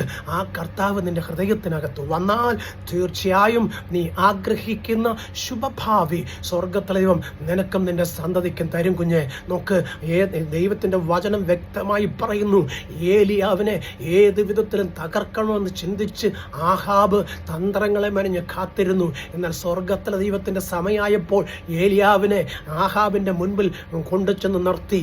എന്നിട്ട് ഇങ്ങനെ പറഞ്ഞു, ആഹാബേ, നീ തീരുമാനിച്ച തീരുമാനമൊക്കെ നല്ലതാ, പക്ഷേ നിന്റെ തീരുമാനം നടപ്പിലാക്കുന്നതിന് മുൻപ് നീ ഒരു കാര്യം ചെയ്. എൻ്റെ ദൈവം ജീവിക്കുന്ന ദൈവമാണോ നിന്റെ ദൈവം ജീവിക്കുന്ന ദൈവമാണോ എന്ന് നീ ഒന്ന് തിരിച്ചറിയാൻ ശ്രമിക്കുക. നോക്ക്, 3.5 വർഷക്കാലം മഴ പെയ്യാതെ ഇരുന്നപ്പോൾ ഏലിയാവിനോട് ആഹാബിന് ദേഷ്യമാണ് ഉണ്ടായത്. കിട്ടിയാൽ അവനെ കൊന്നു കളയുവാനുള്ള ആ ഒരു വലിയ ദേഷ്യം ആഹാബിൻ്റെ ഉള്ളിലുണ്ടായി. ഏലിയാവ് ആഹാബിൻ്റെ മുൻപിൽ പ്രത്യക്ഷപ്പെട്ടപ്പോൾ ഏലിയാവ് പറഞ്ഞൊരു കാര്യം, നിന്റെ നിയമം നടപ്പിലാക്കുന്നതിന് മുമ്പ് നിന്റെ ദൈവമാണോ എൻ്റെ ദൈവമാണോ ജീവിക്കുന്ന ദൈവമെന്ന് ഒന്ന് കണ്ടിട്ട് നിന്റെ നിയമം നടപ്പിലാക്ക്. നോക്ക്, അവർ കർമ്മേലിൻ്റെ കൊടുമുടിയിൽ നിൽക്കുമ്പോൾ സ്വത്രം ആഹാബിൻ്റെ ദേവന്മാരും ദേവിമാരും ഇസബേലിൻ്റെ പ്രവാചകന്മാരും ഒക്കെ ഏതാണ്ട് 800 ചില്ലുവാനും പേര് ആ കർമ്മേലിൻ്റെ കൊടുമുടിയിൽ നിൽപ്പുണ്ട്. അവിടെ ഒറ്റയ്ക്ക് ദൈവത്തിൻ്റെ ദാസനായ ഏലിയാവ് നിൽക്കുക. വചനം വ്യക്തമായി പറയുന്നു, ഏകനായ മഹാത്ഭുതങ്ങളെ ചെയ്യുന്ന കർത്താവെന്ന്. സ്വത്രം അങ്ങനെയാണെങ്കിൽ നിന്നോട് കൂടെ ലോകത്തുള്ളവനേക്കാൾ വലിയവനായ കർത്താവ് ഉണ്ടെന്ന് നീ വിശ്വസിച്ചിട്ട് കർത്താവിനോട് കൂടെ നില്ലു കുഞ്ഞെ. നീ ഒരിക്കലും ലോകയുടെ മുമ്പിൽ ഒരു പരസ്യക്കൊലമാകുവാൻ സ്വർഗത്തിലും അനുവദിക്കത്തില്ല.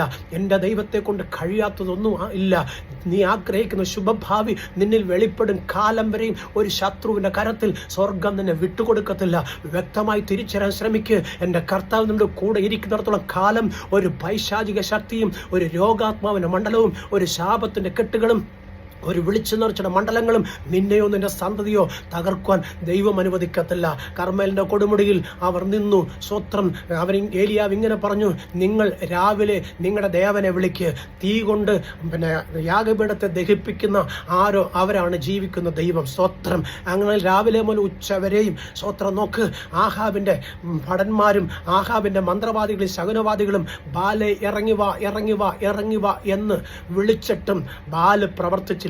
കാരണം ബാലിന് ശക്തിയില്ലാഞ്ഞിട്ടല്ല. സ്വത്രം ബാലിന് ശക്തിയുണ്ട്. ബാല് വലിയ പ്രവൃത്തികളൊക്കെ ചെയ്യുന്നതാ. ബാല് ശക്തിയില്ലാത്തതല്ല, ബാലിന് ശക്തിയുണ്ട്. പക്ഷേ ഏലിയാവ് അവിടെ നിൽക്കുന്നത് കൊണ്ട് ബാലിന് പ്രവർത്തിക്കാൻ കഴിഞ്ഞില്ല. ഉച്ചയായപ്പോൾ ഏലിയാവ് ഇങ്ങനെ പറഞ്ഞു, മതി, നിങ്ങളുടെ സമയം കഴിഞ്ഞു, ഇനി എൻ്റെ സമയമാണ്. ഏലിയാവ് 4 വാക്കേ പറഞ്ഞോളൂ. നീ അബ്രഹാമിൻ്റെ ദൈവമാ, നീ ഇസഹാക്കിൻ്റെ ദൈവമാ, നീ ഇസ്രായേലിൻ്റെ ദൈവമാ, നീ എൻ്റെ ദൈവമാ. നീ പറഞ്ഞ പ്രകാരമാണ് ഞാൻ ഇതൊക്കെ ചെയ്ത്. ഇപ്പോൾ തീയിറങ്ങണമേ എന്ന് പറയുമ്പോൾ സ്തോത്രം നോക്ക് കുഞ്ഞെ, ആ കർമ്മേലിൻ്റെ കൊടുമുടിയിൽ തീ ഇറങ്ങി. ഏലിയാവിൻ്റെ ദൈവം ജീവനുള്ള ദൈവമാണെന്ന് സ്തോത്രം ആ കർമ്മേലിൻ്റെ കൊടുമുടിയിൽ നിൽക്കുന്ന ബാലിൻ്റെ പ്രവാചകന്മാരും ആഹാബും തൻ്റെ കൂട്ടരും കണ്ട് ഏലിയാവ് അവിടെ നിന്ന് ബാലിൻ്റെ പ്രവാചകന്മാരെ വെട്ടിക്കൊന്നു.